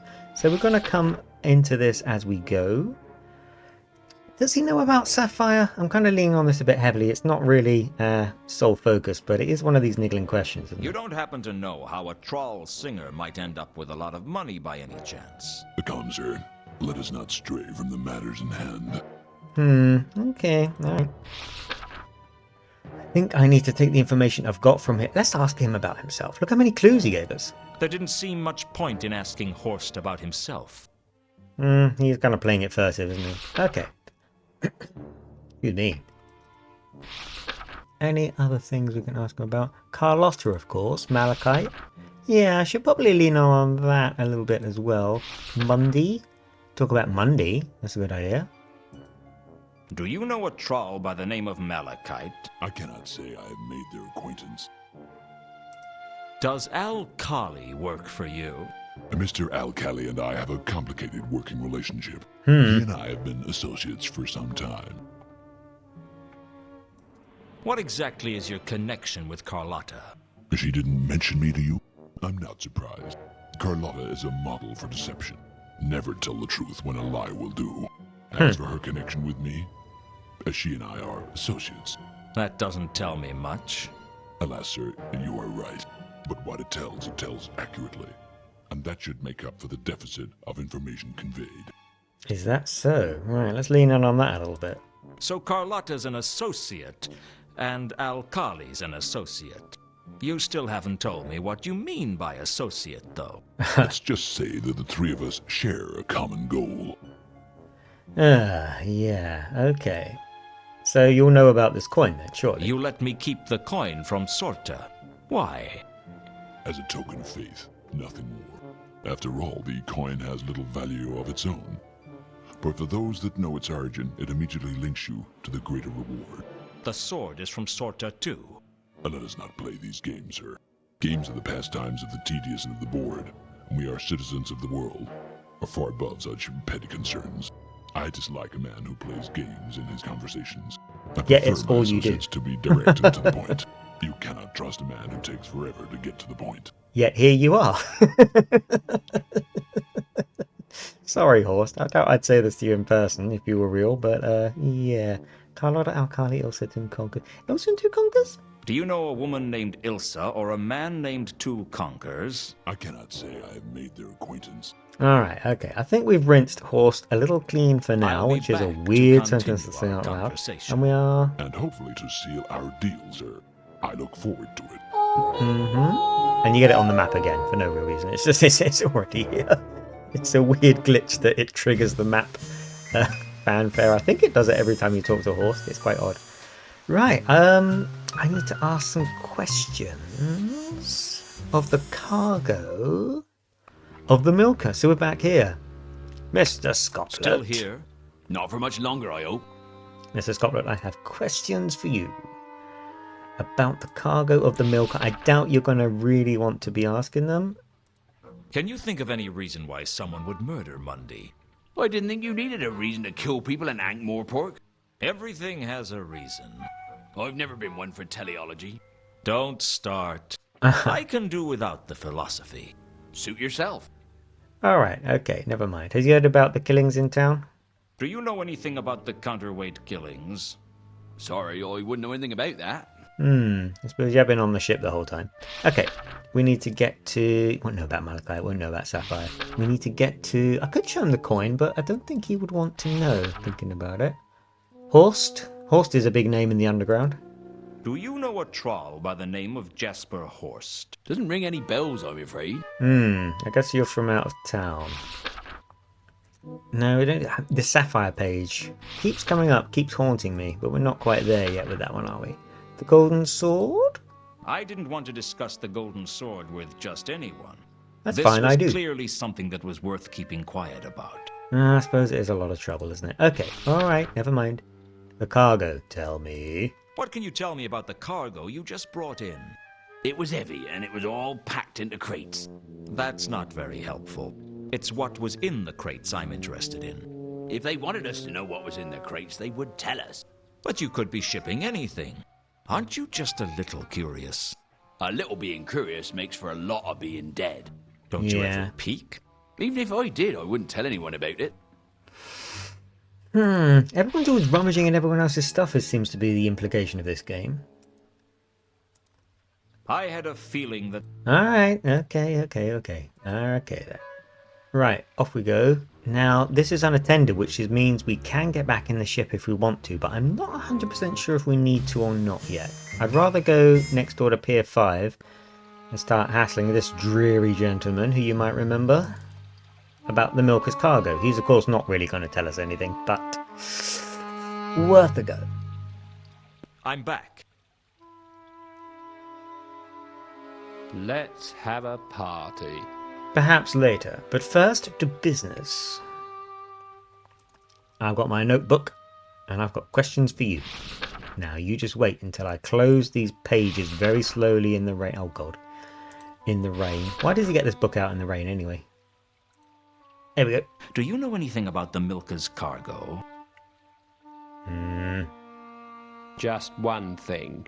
Uh-oh. That the cargo of the milker is confidential and I won't discuss it with you. I was afraid of that. So we're gonna have... Oh, wait, hang on. The sword? Doubtful, but worth a go. I didn't want to... No.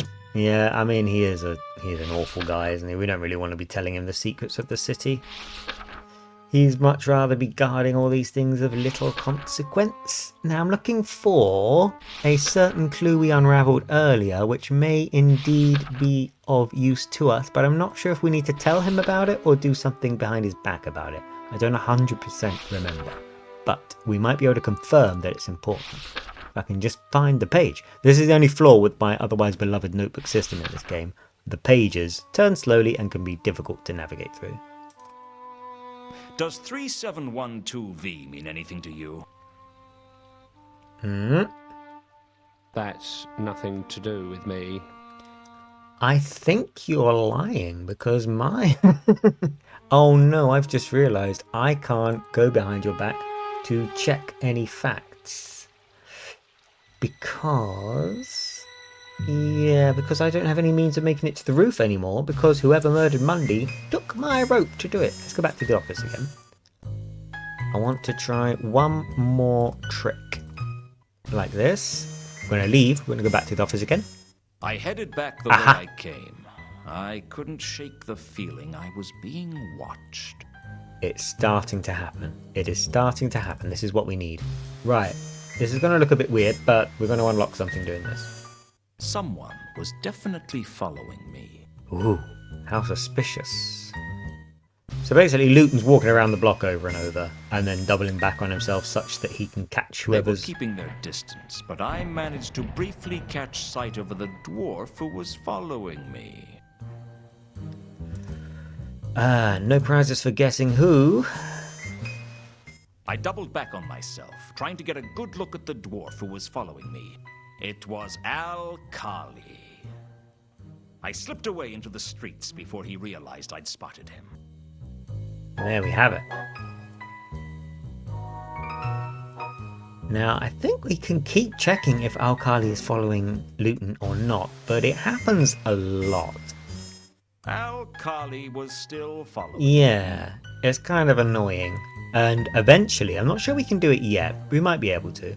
You can go and essentially, kind of boldly, confront Horst about it and be like, look, if you're trying to work together and you're saying we're friends and stuff like this, why you got this little guy following me? Luton, it is I have... No. Ahahaha. Why should I trust you when you clearly don't trust me? Yeah, strange mankin. question, sir, and one that borders on insulting. Send your cronies to tail me again and you'll see just how insulting I can get. I take it Mr. Al-Khali has been somewhat overzealous in his desire to keep an eye on you. I don't appreciate being watched. And I don't appreciate being made to wait, Mr. Luton. Give us the sword. I'm sure you will find that all your other problems will resolve themselves. All things to those who wait. Patience, sir, is not something I have ever mastered. You should bear that in mind. Well, aren't we edgy? I'll be right. back to continue our conversation. And hopefully to seal our deal, sir. I look forward to it. I like a man who knows how to use a doorknob. Very odd thing to say. But yes. Not only is he making sure we're tailed, but he doesn't actually care if we know. Confronting him doesn't really do anything, but we are aware that Al-Khali is following us. Rodan has abandoned his work, but Malachite is still here, and poor Malachite still wants to find Therma. We've done nothing to help him. Well, I'm back. Now, do you have any rope for me that I I wasn't could... about to hand the grapple back to Malachite without a reason. Ah, okay. No, I'm not trying to give it him back by any stretch of the imagination. Let's see... Does he know anything about the murder? I think not. Does he know anything about... Does he know anything about Horst? Does he move in the troll circles in which Horst is involved? Or Sapphire, of course. I'm trying to find out why a troll named Sapphire would lie to me. Any thoughts? Don't know nothing about that. Hey, that's really florid for you. That's a lot more words than you usually use in any sentence. Well done, Malachite. You're growing.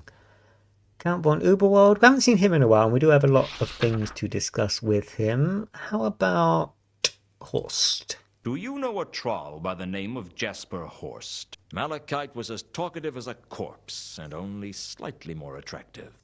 How rude. Okay, I think Malachite's kind of on the back burner right now because we you can see how many different Always a balls pleasure in the air talking we at have you, now. We have Malachite. so many different leads to follow, lots of different things to explore, lots of different questions to ask, lots of different people. So the city's kind of opening up bit by bit. And Nobby, of course, over in Pseudopolis Yard, we haven't spoken to for a long time. And he's usually got a lot of the word on the street too. So it is about just tromping the streets and asking questions of the right people and piecing the pieces together. Saturnalia as well, of course. We haven't visited since the start of the stream. Let's go back to the mansion first. I want to see if we can... Sir has Hello. returned. Yes. Sir has. Who would Sir like to see? I think Carlotta is still out, but let's double check. Is Carlotta home? Alas, no. What a shame that Sir's trip has been wasted. Perhaps Sir would like to leave now. Tell her I called by. Why, my loins stir at the very thought of serving you in this way, sir. Well, thank you to calm down. Let's talk to the Count then. Is the Count receiving guests?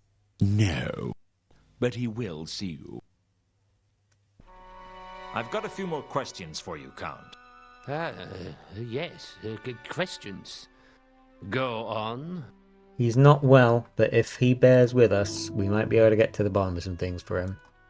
I had a... We're not going to show him the coin. I mean, he's been around the world, this guy. He might know about it. Let's see. He knows not a lot about what goes... Thinking about it might not have been that wise because he has a bit of a one-track mind, doesn't he? I didn't want to... Yeah, the more I think about this, the more I think I might have made a mistake. Simply because he hates discussing any other crimes other than the one he's interested in, which is the Mundy case. So, do you know about Horst altogether? Do you know a troll named Jasper Horst? I rather think that is my business and not yours. It seemed like I touched a nerve. What was it that the Count wasn't telling me? Hey. Yeah, Jasper Horst is a bit of a treasure hunter and comes across things via kind of illegal means. So he's probably stolen from the Count before, and it's probably not good. Have we told the Count how Mundy died yet? Have we even done that? Can you think of any reason that Mundy might have been hung upside down before he was killed? Mr. Luton, I couldn't be less interested in the petty crimes of this wretched city. That's fine, but you hired me specifically to investigate this case, so it's quite odd that you wouldn't want an update about it. Never mind, let's move on. Carlotta you don't really like, Alkali you don't really like. Where is the page about 3712V? Does 3712V mean anything to you? I'm sorry, but I don't get out of the conservatory much. Really? Who could tell? Okay, alright. Yeah. The sword. Wait, the sword. Do you know about the sword? I didn't want to... Alright. Okay. Off we pop. Hey, I've got an idea. Not you, Butler. We don't want to talk to you. If Carlotta is in the know about this sword and about Horst, surely we want to speak to her, right? Come on then, Luton. Time to apply a little bit more social pressure once again. The craps table? Oof. Yeah, I'm not having you slow-mo walk all the way over there. Let's just get to the bottom of this. Here's as good as anywhere. Right, Carlotta, I've been a busy bunny and there's been a lot going on behind the scenes, so I'm back here to see what you know, because it always seems to be more than what you're telling me. Do you know anything about the cargo from the Milka? No, I don't. I want to talk to you about something important. Really? I can't wait. Not here. It's too public. Your place or mine? Yours is probably safer. Let's go. Just like we that? barely spoke at all on the way over, and there was a certain tension between us. Gods help me, I liked it. Luton. Well, we're alone. What did you want to talk to me about? You've got a lot of smooth moves, Carlotta. You've managed to string me along like a kitten. What are you talking about? I'm talking about you lying to me, sister. I'm talking about the way you used me to track down Mundy, and how you were planning to cut me out of the action when I found him. You're paranoid, Luton. Oh, I know I'm paranoid. But just because I'm paranoid doesn't mean you're not a lying, thieving lowlife. Luton, Tell me please. about the golden sword. I don't know what you're talking about. Oh, I think you do. And so does Jasper Horst. You spoke to Horst? Yes, I spoke to Horst. And he seemed to think that I had possession of the sword. Apparently Mundy had it, only he died before he could deliver it. Horst thinks I killed him and took the sword. I didn't want you to get involved, Luton. It was too dangerous. Ah, don't pull the hysterical woman act Luton, on me, you Carlotta. can't do this. It won't work. All right, you got me. I used you. Everybody uses everyone, Luton. It's the way of things. Friendships are just what happens when you've used someone for so long, it becomes habitual. Damn. You're a bitter little lady. It's a bitter little world. What now? You tell me everything. Why? Because you need me. I don't need anyone. You'd like to think so, wouldn't you? But even you aren't totally independent, Carlotta. You need the Count's money, for one. One word from me and I could get you cut off. He wouldn't dare. He's too bound by tradition. Perhaps. But can you really afford to take that chance? What's the deal, Luton? Straight cut. I'll help you recover the sword. We split the profit. You think you can trust me enough for that to work? No. But this isn't about trust. It's about money. You don't trust me any more than you trust Horst. But I figure you'd work with him if it got you the money. You're smart, Luton. But you've got one thing wrong. What's that? I trust you more than I trust Horst. Oh, I'm touched. But I reckon you'd trust a rattlesnake before you'd trust Horst. You're a good judge of character. Hang around with scum long enough and you learn to tell the different types of scum apart. Horst is the treacherous kind. What about me? You're just a woman, Carlotta. And that's not a compliment. Why do you hate women so much? I hate everyone and everything. No one gets special treatment. Now tell me the real story between you and Mundy. Mundy wasn't my lover. He was my contact.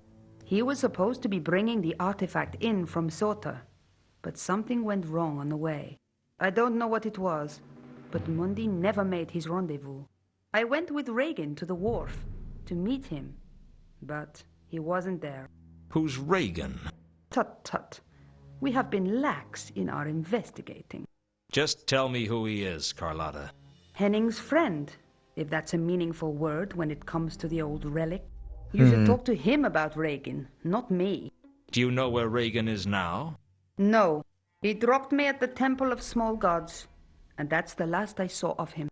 Did he know what was going on? Reagan? Ha! No, I never told him anything. Everything I told him would have gone straight to the Count. Anything else you haven't told me?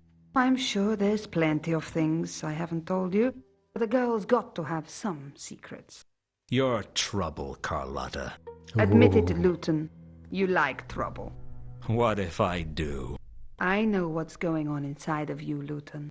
You're just like any other man, only a little more so. When she kissed me, fire burned in my veins and I felt alive. Have you ever kissed someone who you didn't know whether to love or to hate? Well, other than your parents. Not that I'm prying into your private life, just trying to get my point across. Something changed in me at that point, and I knew I'd never be the same again. I guess we have a deal then. With my brains and your looks, we could go places. What about with my brains and your looks? We could still go places. They just wouldn't be as nice. I know I hate this point, Cuppa Joe says in chat. So yeah, Luton thinks he's up on the deal now, but I'm not sure it's going to be as straightforward as that. So, now we're working together, is there anything you'd like to tell me? What like? Anything you've kept back from me? Any lies you'd like to confess to, and secrets you're still hiding? A girl's got to have some secrets, Luton. Nothing's changed and what they stay the same. You must know about the coin then, surely. Now that there are no secrets between us, do you know what this is? I've no idea. Some sort of coin? Alright. Sure. Now, what was the new clue that you've been giving me? The Milker's cargo, the golden sword. Or was it a new location? Now, look here, Carlotta. We're going to be starting to get some answers if it's all the same with you. Maybe we can talk to Mundy a little more transparently now? Or talk about Mundy, I should say. Talk to me about Horst a little bit. Tell me about Horst. What's to tell? He's a treasure hunter, as ruthless as they come. He'd sell his own mother to get what he wanted. Rumor has it that he pushed his father off the mountain when he was just a pebble. Have you had any dealings with him in the past? Occasionally. Horst is the kind of troll you try not to work with unless you really have to. Oh, but he's so friendly and everyone's his associate and everyone just gets along and he never just sits in his big chair banking on his leverage or anything like that. I'm sure he's a joy to work with. Do you know Malachite, Carlotta? Come on, you got to be honest now. Do you know a big, dumb troll called Malachite? I thought all trolls were big and dumb. Racist. This one pushes new boundaries. Do you know him or not? No, I don't. Okay, alright. Yeah, I have an issue with that statement, but we'll get to that. The person who killed Mundy hung him upside down and poked his eyes out. Can you think of any reason they might have done that? What? No. Why should I? Well, you knew Mundy. I didn't. I thought you might have an insight on it that I didn't. Oh, we're going to go straight for it. I guess we've all thought about it. Did you kill Mundy? What? What do you think I am, Luton? It's got nothing to do with what I think of you, Carlotta. But the Watch are investigating, and if they find out about your connection with Mundy, you're bound to be a suspect. So why are you asking me if I did it? Let's just call it professional curiosity. If I had done it, would you turn me in? That depends. On what? On why you did it. You don't strike me as a moralist, Luton. I'm a simple man, Carlotta. I have simple ideas of what's right and what's wrong. The trouble is, things are seldom that simple. It's always somewhere in the middle ground. I try not to jump to conclusions. In my line of work, that can get you killed. That must be a tremendous incentive to think everything through. I do my best. You still haven't answered my question. I didn't kill him, Luton, if that's what you really want to know. Do you have an alibi? I told her when the murder took place. Oh yeah, I remember this bit. There are witnesses who can... Because that's how she introduces you to the Temple of Small Gods. Sorry, I didn't realise I was repeating myself. That was very silly of me. Was there anything else that we need to... Can't wait killings? That's not really part of doing it. She just wants the sword, doesn't she? They're all just in it for the profit. Okay, alright. So we've got some breakthroughs. I'll see you around, Carlotta. We will pop a save for having done so as well. Smooching Carlotta. Oh my. Oh, a steamy stream. Mr. Butler, I care not for you, and I shall leave. Goodbye. Now, let's see. Where haven't we been for a while? There's a lot of stuff we have and haven't been doing. Pseudopolis Yard I was talking up, wasn't I? And there's a lot of different questions we have for that. Jasper Horst. Yes, the Watch will know about Jasper Horst because he's a criminal, right? But we've got to get to the bottom of where the sword is, and that means solving the Mundy murder. We just have a different incentive. There was something about the way the other members of the Watch looked at me that let me know that no matter how innocent I was still stained with suspicion. Still, I'll take the stains of suspicion over the tarnish of guilt. Suspicion was easier to wash out. Sometimes I think I'd just give up and crawl inside a whiskey bottle. Except that you can only do that if you are less than 1 inch high. Oh, Luton, you are on one today. It's a very dialogue-heavy episode, but this is because it's a very dialogue-heavy game, and all of the progression to the game takes place through... Of course, I haven't been welcome here since I got kicked off the force. Sorting out the dialogue and they just thought I was clues. Corrupt. Now they think I'm a murderer. Nah, Luton, you've got it all wrong. They don't think you're a murderer. They think... That my personal hygiene is appalling? No. That I have the Clutchian plague? No. Face it, they think I'm a murderer. You know, give me a minute, I'll think of something. Nobby, you've never thought of something printable in your entire life. Why should you start now? I forgot, actually. We haven't actually been here since being accused of Mundy's murder, so this is quite a big deal, and everyone in the Watch is suspicious of us. I had a feeling.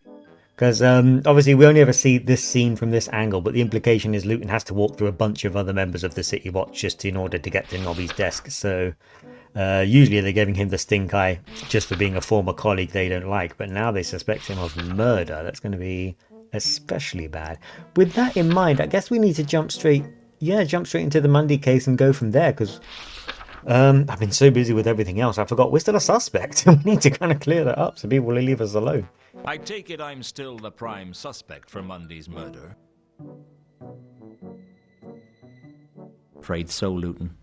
I take it you realize that Mundy was hung upside down from the rafters. Well, yes, of course. Yes. Hung upside down. Yeah. I can't believe that the person doing the most work on this case is also the prime suspect. Does 3712V mean anything to you? No. You sound so put out. No. Leave me alone. Alkali. Has Alkali got a reputation on the streets, or is he too kind of furtive and stealthy and sneaky little boy? Do you know a dwarf by the name Oh of no, Al? that's right. Nobby doesn't know, does he? Sorry, my brain's gone to sleep with this. Yeah, because then they do the pronoun joke. Okay. That's my bad. That's on me. Sorry, everyone. We're gonna skip straight ahead. The counterweight killings we talked about a little bit before. Have we really gone over it with Nobby? This is another Tell me thing. more about these counterweight killings. I'm not really sure I should, Luton. Sorry. Come on, Nobby. You can trust me. Well, no. Look, Luton, I can't tell you. Why not? Shouldn't I know? It's not to be discussed with anyone who's not part of the case. I'm a suspect in the case. I see. Well, that makes sense. Obviously, you wouldn't want people not involved with the case learning about it. Exactly. And I'm the prime suspect in that case, right? Well, you're the prime suspect in the Mundy case. But the prime suspect in the counterweight killings is that foreign spy who's been killing all the prominent people. Like that bloke up at Unseen University and that fellow in the Patrician's Palace. That's a lot of information. Right. Thanks. Well, I won't ask any more questions then. Seeing as how I shouldn't. Thank you, Luton. I appreciate it. He thinks he came out of it a winner. Oh. Dearie me. I'm surprised we didn't get to note something down for that, because he's basically told us where 2 of the other murders have taken place. I'm trying to find out why a troll named Sapphire would lie to me. Any thoughts? Can't help you with that, Squire. Squire? Now, Nobby, come on. We're contemporaries. Count von Uberwald. Do you know anything about Count Do von you know Uberwald? anything about Count Maybe. von Uberwald? Never heard of him. Okay. I mean, you work with one of the von Uberwalds, so I find that a little difficult. You must have heard of Horst. I want Have you the heard tea. of a troll Spill called it. Horst, Nobby? Oh yeah, he's a treasure hunter, he is. How come you've heard of him? Well, Vimes always asks us to keep an eye on him when he's in town. Is he a lawbreaker then? Well, he's careful never to get caught doing anything against the law. Bit like you then. Yeah, a bit like... No. Now you hang on a minute. I am completely law-abiding. Yes. You're as innocent as the next man in Ankh-Morpork. Exactly. Well, if I can pick the next man anyway. Oh, Nobby. Right, okay. I mean, it's all kind of hearsay at the moment. It's nothing really concrete. You don't happen to know how a troll singer might end up with a lot of money by any chance? I don't know. Oh, okay. Cheers. Thanks for that. Yeah, giving us information, but nothing concrete enough. The counterweight killings, you kind of told us where a lot of it has taken place, but I don't think it's necessarily giving us those positions on the map. What if I might told be wrong, you that though. I was working on a case that could make us both Luton. rich? What if I told you I had a lead on a golden sword of untold value? What would you say to me? I'd say you're having me on. Come on, Luton. What do you take me for? Still, untold value, eh? Is that a lot? I mean, my vest has got untold value, too. Interested? Nah, it's gotta be a wind-up. Golden swords. You must think I was born yesterday. Oh, you were born, were you? I always thought you were hatched out by the sun, Nobby. Luton, you're very rude to your friends. I kind of get why, though, because he's giving us the runaround. The Milker's cargo, can you give us a warrant or something? Do you know anything about the Milker's cargo? Give me a break, Luton. I don't know everything. Oh, Nobby. I really had faith that you'd be giving us a breakthrough, but you just are not. Right, okay, that's fine. Well, I'm sure I'll be back. Yeah, right, Luton. Yeah, don't sound too excited. I'm gonna make my way out. I'll see myself out, shall I? Yeah, good stuff, good stuff. Rodan's workshop we've already tried. We could go back to the Temple of Small Gods and get the conspiracy nuts chattering again. We haven't been back to the parrot for a while. It might also be that I haven't been effectively combining clues, because obviously I'm unlocking a lot of different kind of nuggets of information. Something about Reagan as well. The dwarf called Reagan.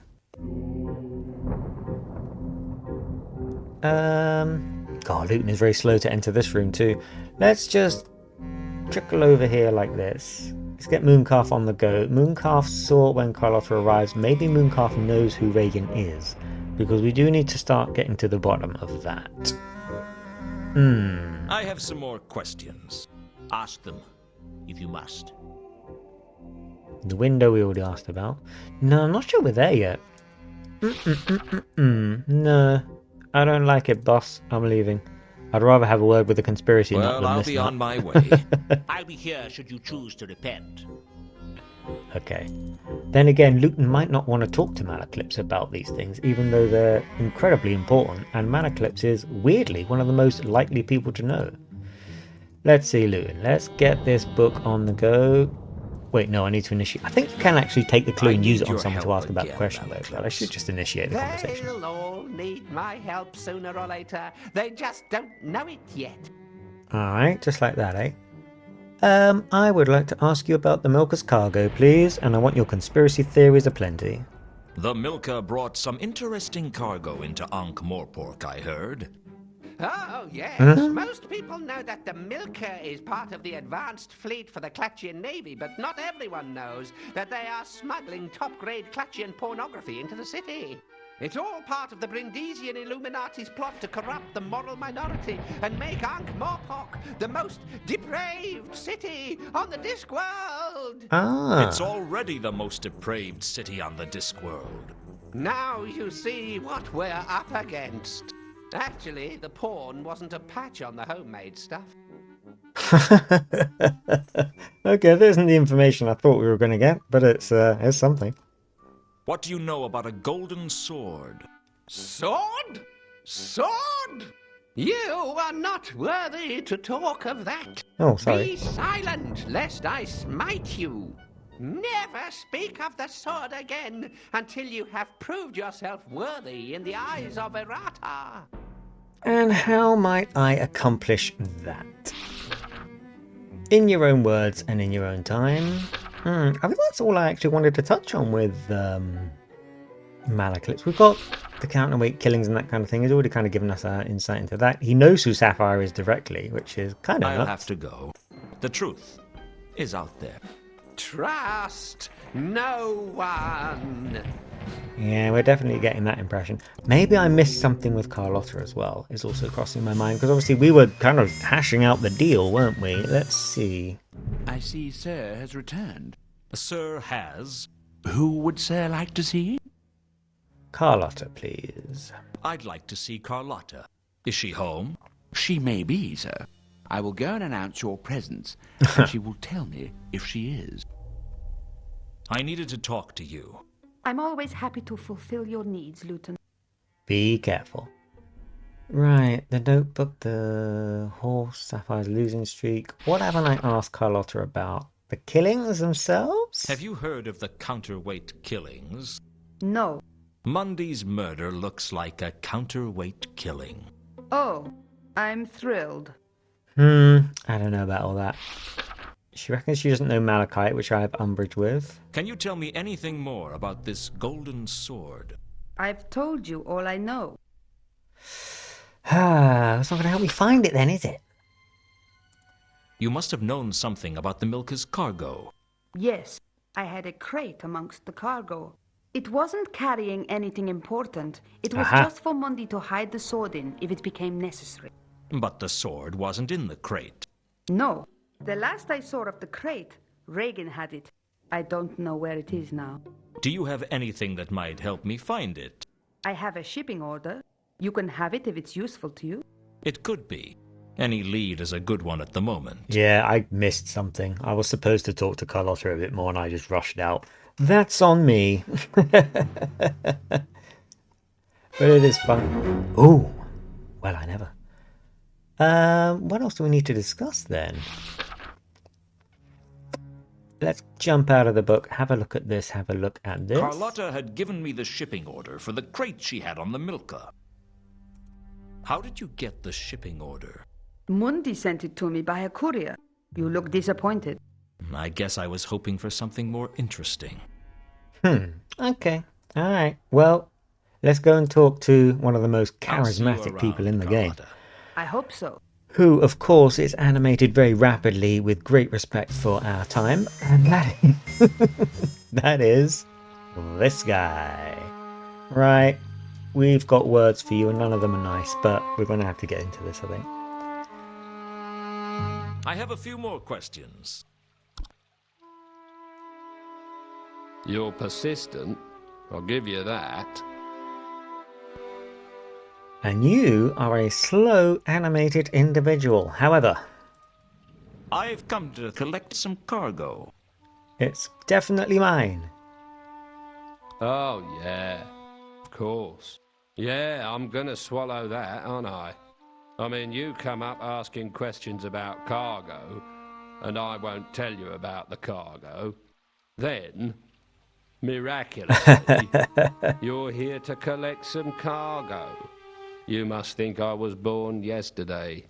Well, I can always take this shipping order to your boss and say that you wouldn't let me collect my cargo. Okay. Well, let's not be too hasty, eh? I mean, I have to be skeptical, right? I'm a watchman. Where would we be if people like me weren't just a little bit I don't know about that. All right. You win. I eventually persuaded the watchman to show me the ledger for the recent deliveries. The Milka had been carrying some wine barrels that were shipped to the Café Ankh and some crates under the name Varberg. According to the watchman, they were collected by the Guild of Archaeologists, Antiquarians, and Tomb Evacuators. I guess somewhere was the von Uberwald crate that went with the shipping order, but the watchman didn't know about it, and there was no sign of it in the warehouse. Look at the face on that watchman. Look at him. What a deeply bizarre individual. He looks like a puppet man. Kind of nuts. I mean, this scene kind of lingers as well while it does the anime. I mean, Pier 5's gone now. That's the last we'll ever see of him. But it really lingers on his... I mean, I've got to call them facial features, but I don't know. Anyway, we have a new place now. The Guild of Archaeologists, Antiquarians, and Tomb Evacuators. Hooray! Ooh, now this is wonky. Ankh-Morpork was home to around 300 guilds, most of which festered in the space between Unseen University and the Patrician's Palace like fungus. From the Assassin's Guild to the Beggars Guild, every one a proud group of individuals basking in their mutual arrogance. I hated them for their smugness. I hated their petty bickering. But most of all, I hated that I wasn't part of one.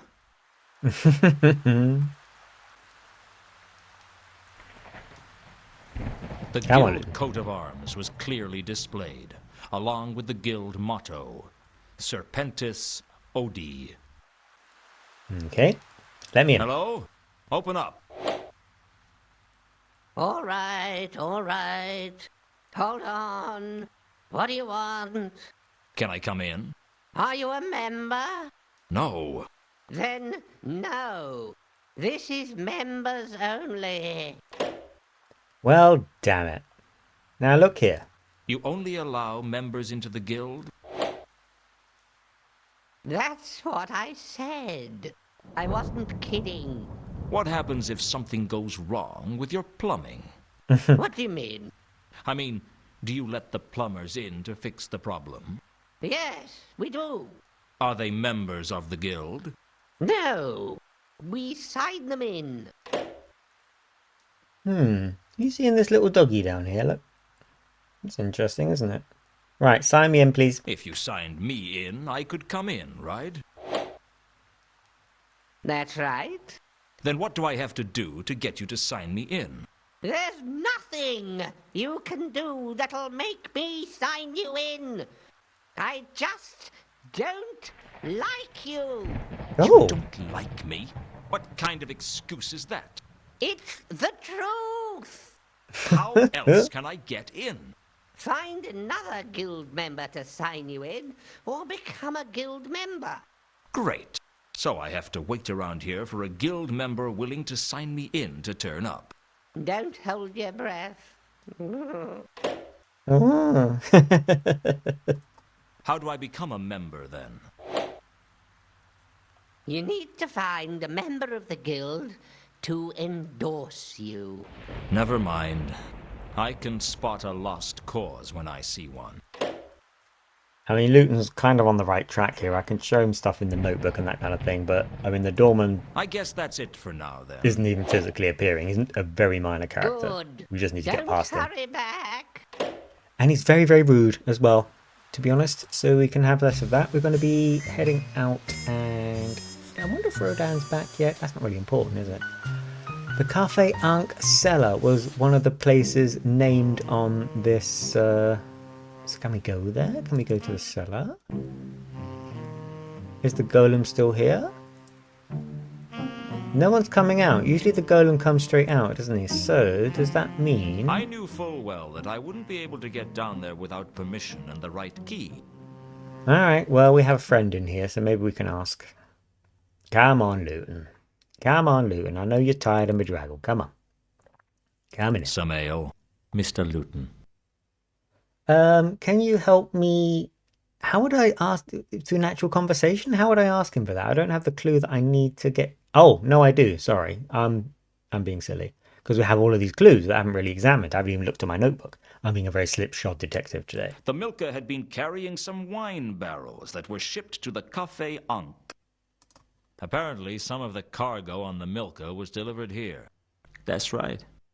The milker always brings us a supply of amphibian wine. Where is it now? Most of it is still in the wine cellar. We sell some of it on. Who to? Lots of different people. I have a box of receipts in the cellar if you're interested. Sure, I'll give you the key. And there it is, just like that. If only everyone was as nice as Samael in this game. Samael's like the one morally good character in this whole game, and he's a vampire. There's a glass of blood on his piano side right now. Where have I put my mouse? Somewhere down. There we go.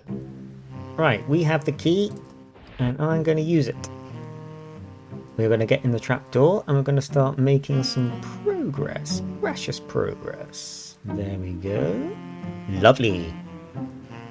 We all love a cellar. I don't think I've ever actually been in a wine cellar. I've been in like a pub cellar, but no real fancy one. Cup Joe says vampires are naturally very polite Years entities. ago, it would have Oh been god. my dream to stand in the Cafe Ankh's wine cellar. So many barrels of fine wine. Even Chateau Hector, Year of the Weevil. My favorite vintage. I used to dream of Ilsa, too, from time to time. So when I walked in to find Ilsa there, I had to check I wasn't wearing my pajamas. Here she is. So they're in hiding in here. Samael was right by saying that he thinks they're in trouble. I wonder if he knows they're in here. Did he hide them in here on purpose? Just like Samael had told me, there was a box of receipts in the cellar. I routed carefully through the receipts, and the only recent purchaser was the patrician. It seems he'd bought a number of barrels of fine wine to take to the palace. I guess the golem I'd seen at the cafe was owned by Lord Vetinari. I'm sure messing with the patrician will work out well for you, Luton. Hello again, Ilsa. I can see I'm going to have to get used to finding you where I least expect. You didn't say goodbye at the casino. What happened to you? We got away, thanks to you. It was nothing. It wasn't nothing. You saved our lives, Luton. Lulu, is that you? What's up with him? He's delirious. He's been injured. Let me have a look at his wound. He'll be fine. He needs a chance to rest, that's all. He fades in and out a little, but he'll be okay. What happened? It was Remora. He's been following us. He won't quit. He's an assassin. It's his job. Once they've been paid, the target is as good as dead. Oof. They never renege on a contract. They throw great soirees as well, and if they invite you, they won't take no for an answer. That's not much comfort. Well, at least you know if an assassin kills you, you're not going to be killed by some thug. They're very efficient at it. Practice makes perfect, you might say. I was going to be an assassin once. What happened? The usual. Forces outside my control. It is you, from Casino. You save our life. We to be in your debt. I guess you to be just that. We need Luton, your don't help, be Luton. racist. Haven't I done enough for you? I know it's a lot to ask after what happened. Women. It's never enough for Luton! you, is it? Please, you have to find us somewhere safe to hide. Why? Why should I do that for you? Why should I do anything for you? Not for what happened, Luton. For what we had. Once. We had a dream. Trouble is, I woke up and I could still remember it. Oh, man. I mean, do I dare talk to Ilsa? Luton's just going to be horrible. Does he know about us? 2 conkers? No, I never told him. Why not? He's my husband. You're married? I always was. Even when I met you. Why didn't you tell me? Ilsa! It's not as simple as that. I met 2 conkers in Ikalpon. He was on a secret dig for the Sun Emperor and we fell in love. I thought the Agateans weren't supposed to know about the outside world. That's true, but the outside world isn't supposed to know about the Agatean Empire either. Trouble is, centuries ago, their empire spread beyond the counterweight continent, and there's archaeological evidence for the strange and charmed Quack dynasties all along the Turnwise Ocean coast.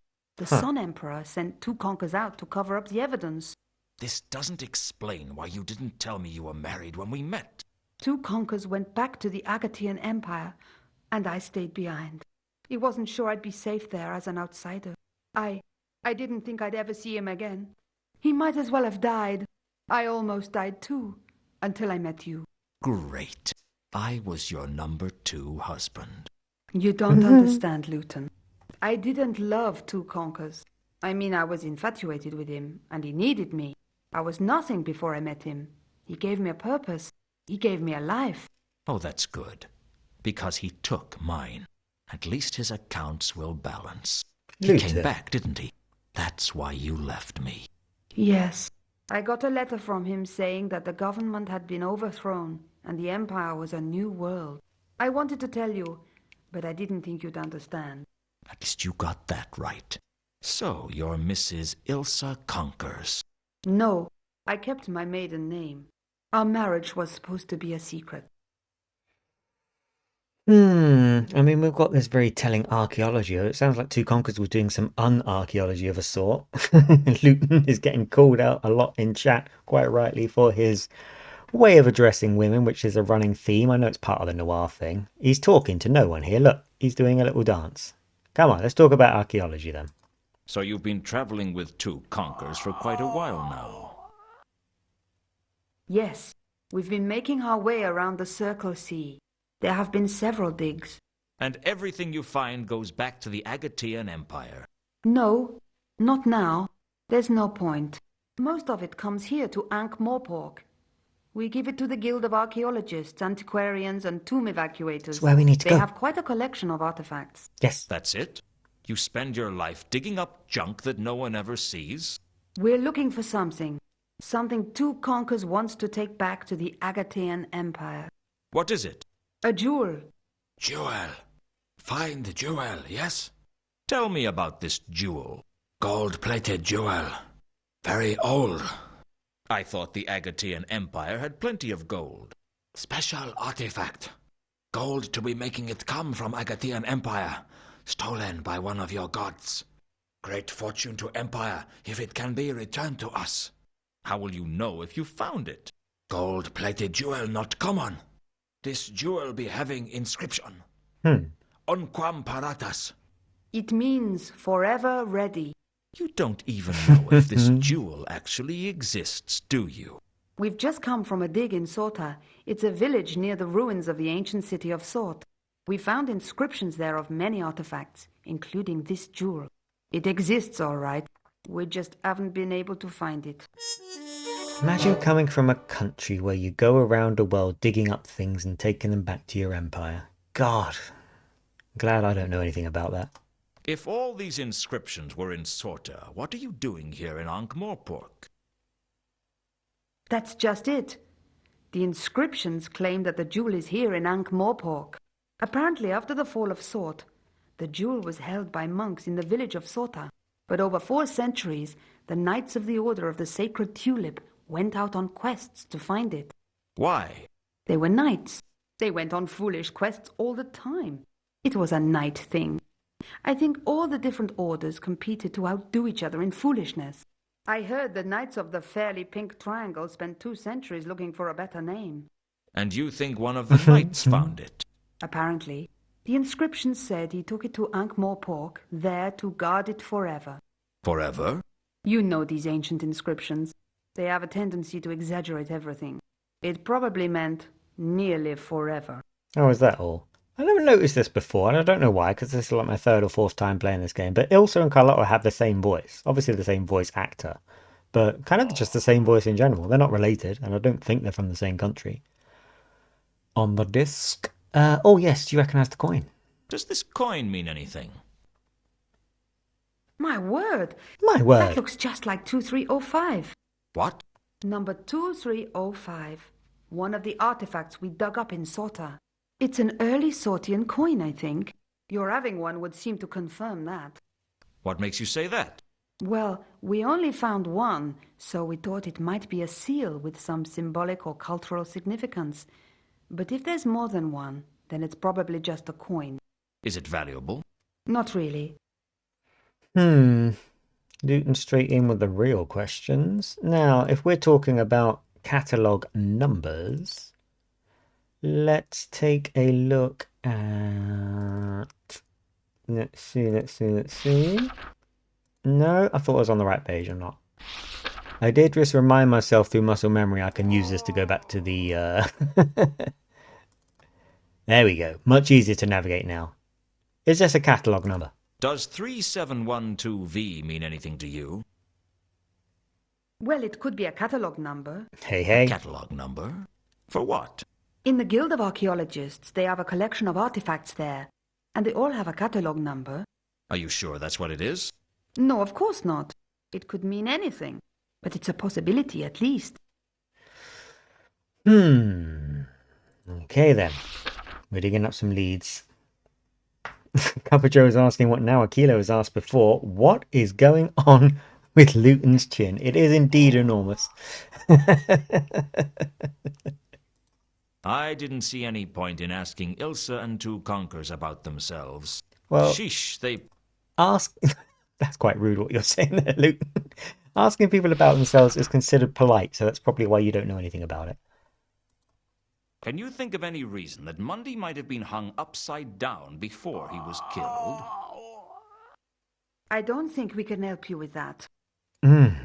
He's proper groaning in the corner there, isn't he? The counterweight killings, I don't think they know much about that. They're kind of on the run from the killings, aren't they? So I think there is something else that we can kind of tug out of them. It sounds harsh. Something else that we can... You must know Horst if he's also after your treasure. Do you know a troll named Jasper Horst? Horst? I've heard of him. He's a treasure hunter, isn't he? So it seems. I heard that one of his employees was in Sota when we were. I don't know what they were doing, though. Cuppager's calling out Luton's rudeness in the chat. Just go up to someone and say, "You speak." I bet if he thought he would get away with it, he would do that. He at least tries to put a little bit of edgy dialogue on top of things. Right, we should know about the treasures that you're looking for. The jewel and the sword. I want the info. Spill the deets. You two must know about a lot of ancient artifacts. Of course. Why do you ask? Ever heard of a golden sword? Golden sword? You have to be being more precise. Must be 50 golden sword artifacts in Agatean Empire alone. But then they do have a lot of gold. That's why they call it the Orient. Hey. I didn't think they had anything more to tell me about the jewel. You're almost as bad as Luton's one line. Oh, Leon's one line. Oh, you mean Leon from Resident Evil, Cuppager, when you're saying that? The Varberg crates. That's your crates, I'm trying to track some of the cargo on the Milka. A set of crates that were supposed to belong to a Varberg. That's me, Ilsa Varberg. You never told me your name was Varberg. Names weren't that important to us back then, if you remember. I guess not. So the crates are yours? Mine and Tukonka's, yes. They should be at the Guild of Archaeologists by now. What was in them? Artifacts from the dig in Sota. Nothing valuable except in the historical sense. I need to get to them. I can get you into the guild if you want. Hey, but it'll cost you. What do you want? No. Find us somewhere safe to hide Tukonka's. No. He's not safe while Remora is looking for him. Don't get. That's true. But nowhere in the city is going to be safe. You'll have to find somewhere that no one would even think of looking for him. It'd take a miracle to conceal two conquers, and the patrician has outlawed miracles. That's my price. If you hide Tukonka's, I'll sign you into the guild. You'll never get in there without me. I'll do what I can. That's all I can do. It's all leverage in this game, isn't it? If I find somewhere to hide him, you'll take me to the crates? I'll get you into the guild, but you're on your own after that. That's my offer. Take it or leave it. I'll take it. You're getting to the point that chat's kind of writing lines for Luton or him, which he kind of desperately needs a little bit of charm and charisma. Right, so we have... Ilsa wanted me to find a safe haven for two conquers. That was her price for getting me into the Guild of Archaeologists. Well, there you have it. Do you know anything about the von Uberwald crate? Do you know anything about the crate belonging to the von Uberwalds that was on the Milka? I don't think we can help you with that. Okay. Now, did I pick up... I've spent so much in this dialogue. Did I pick up something from this receipt thing or not? Just like Samael had told me. And the patrician took some. And then I think we've unlocked the patrician's palace for that. Yes. Okay. This is a really nice capstone for today's stream, is getting to the patrician's palace again.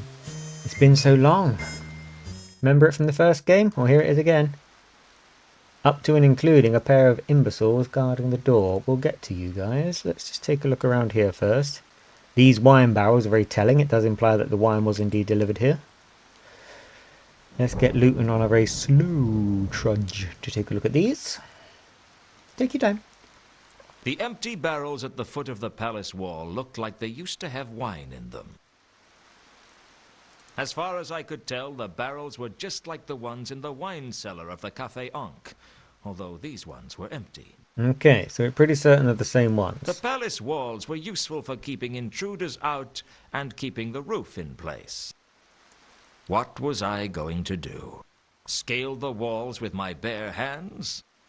Well, you have a grappling iron but no rope, so I guess this... Is there rope here? Rope that had been binding the barrels together? Nothing of the sort. Very well, very well. Okay. Let's see if we can put a little bit of my knowledge I ought not have into play. I liked the idea of hiding two conquers in the palace. It was somewhere that the assassins would never look. And Lord Vetinari would never think of looking right under his own nose. I hoped. Trouble was, I wanted somewhere inside that was safe. Somewhere suitably hidden. So we have the answer, but not quite yet. Why am I... But just click it away. Silly. Put it away. There we go. Yeah, Luton wants to hide Ilset and Two Conquers from the Patrician within the Patrician's palace itself because, I mean, it's the last place he's going to look, right? He's looking all over the city. He's not looking in his home. So it's weirdly the safest place to put someone who doesn't want to be found by the Patrician. But obviously, it still needs to be fairly squirreled away. So that's what we're going to have to get to. Let's talk to some guards. I'm sure they are... Shouldn't you have stopped me by now? What? What do you mean? Well, I'm practically into the palace itself, and you haven't even asked who I am. We can already tell you aren't important. Oh, Not wow. important? I might be a foreign spy. Accent's too clean for that. I'd say you were born here in Ankh-Morpork. How can you tell? Accents. He knows them all. Ah, hidden talents, eh? We're guards. All our talents are hidden. All right. Let's get down to brass tacks. So, you're members of the illustrious palace guards, are you? Illustrious? Do you know what it means to be a palace guard? We're arrow fodder. If anyone with half-decent skills breaks into the palace, you'll be picking our limbs out of the tapestries. So why do you do it? It beats being in the city watch. And the uniforms are much nicer, too. You used to be in the city watch, didn't you? You can tell that from my accent. Would I lie to you? So, you're an expert on accents. Oh, yeah. I can tell all sorts of things about you. Oh, yeah? Like what? From the stress in your voice, I'd say you experienced a major emotional event about 8 years ago. You like to drink, but if you're not careful, you drink to excess. And you like whiskey. That really is incredible. Anything else? That's about it. You didn't say which part of the city I was born in. No. That's trickier. You can tell that I drink whiskey from my accent, but you can't tell which part of the city I was born in. Well, it comes and goes. You don't know anything about accents, do you? Of course he doesn't. He just has a good memory. You were in the bucket a couple of years ago. You were probably too drunk to remember it. A couple of years ago, I was too drunk to remember anything. So if you don't know anything about accents, how do you know I'm not a threat to the palace? If you knew what it was we were guarding, you'd understand. Oh? Is it really that dangerous working for the palace? Oh, yeah. Our lives could come to a bloody end at any moment. He's lying, of course. He's always lying. Yeah, I'm getting that. No enemies have ever entered Ankh-Morpork since it was founded. What about the dwarf attack in the reign of Veltric II? Or the barbarian invasion in the time of Webblethorpe the Unconscious? Well, of course, technically, we've been invaded quite frequently, but, you know how it is.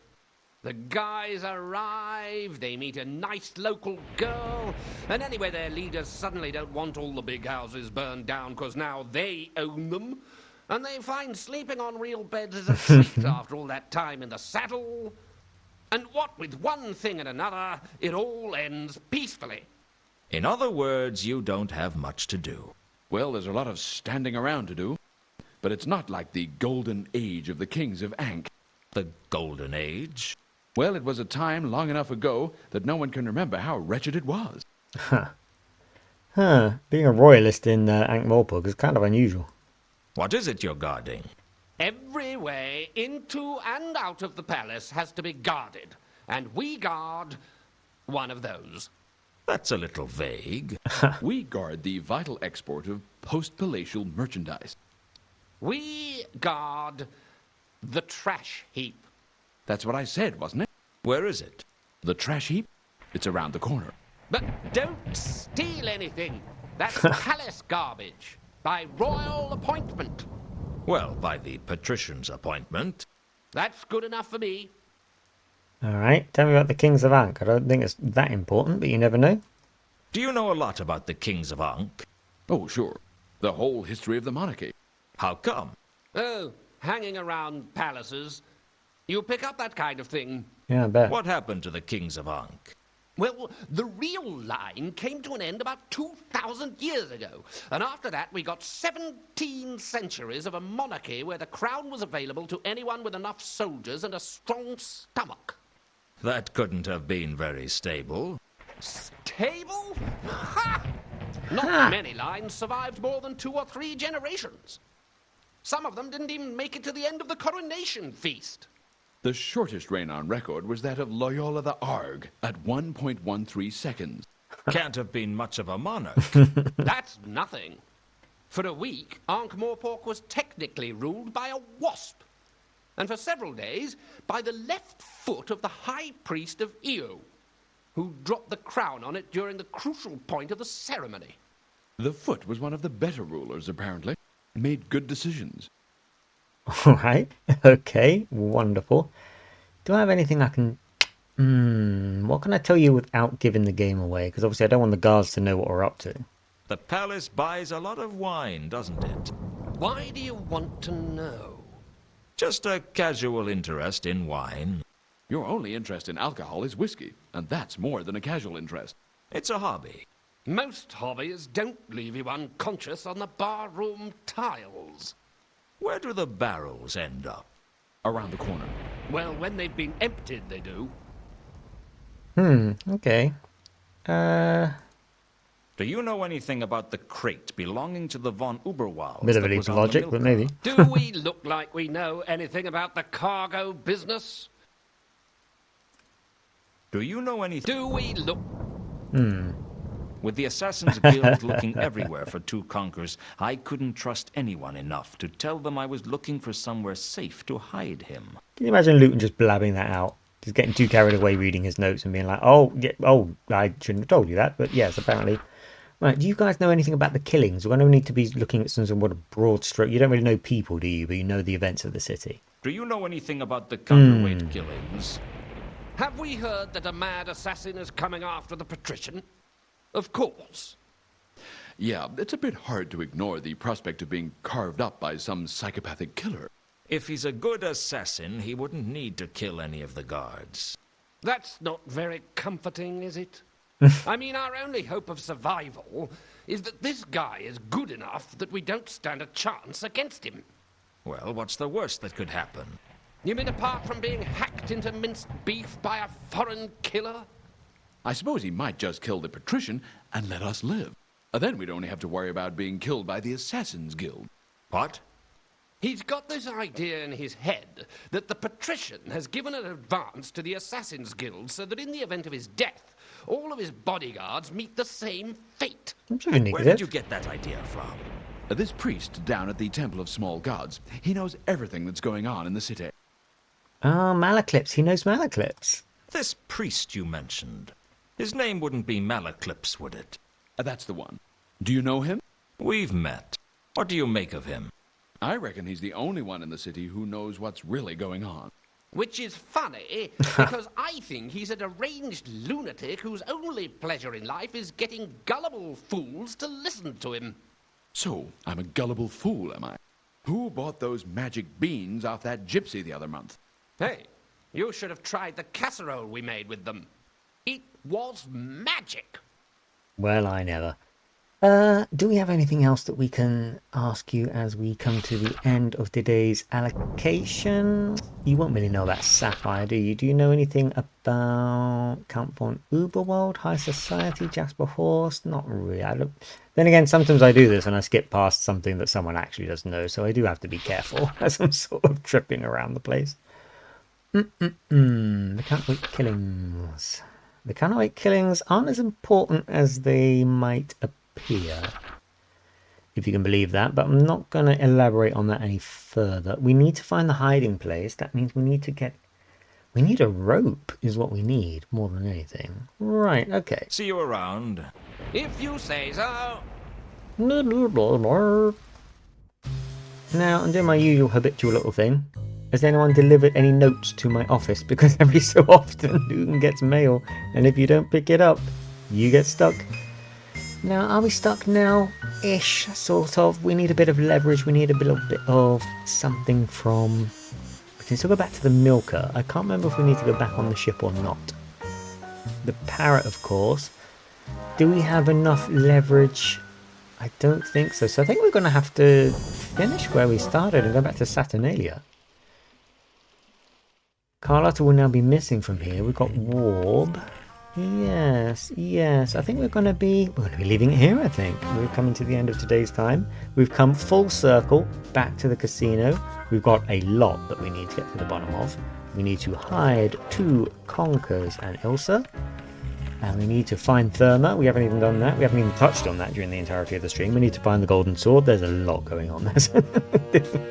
I forgot just how dense Discworld Noir is. But thank you very much indeed for joining in for it. We are always happy to see you. I will be back on Friday for Zumbini Friday, as is so often our way. I want to see the cake.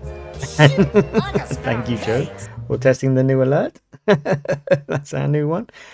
Yeah, and we'll be back on Friday for Zumbini Friday, as is so often the way. We are picking our way through that as well. Discworld Noir is proving complex, proving engaging, very, very talkative. Very, very talkative game, but it's a much deeper story than any other game has ever attempted in the trilogy. And it is weird that the trilogy ended with this one versus how bizarre and zany the other two were. It's a very big change, but things we can talk about next week perhaps. Hopefully I see you Friday. If not, I will certainly see a lot of you during the week in one format or another. Thank you once again for sticking with, and we'll speak soon.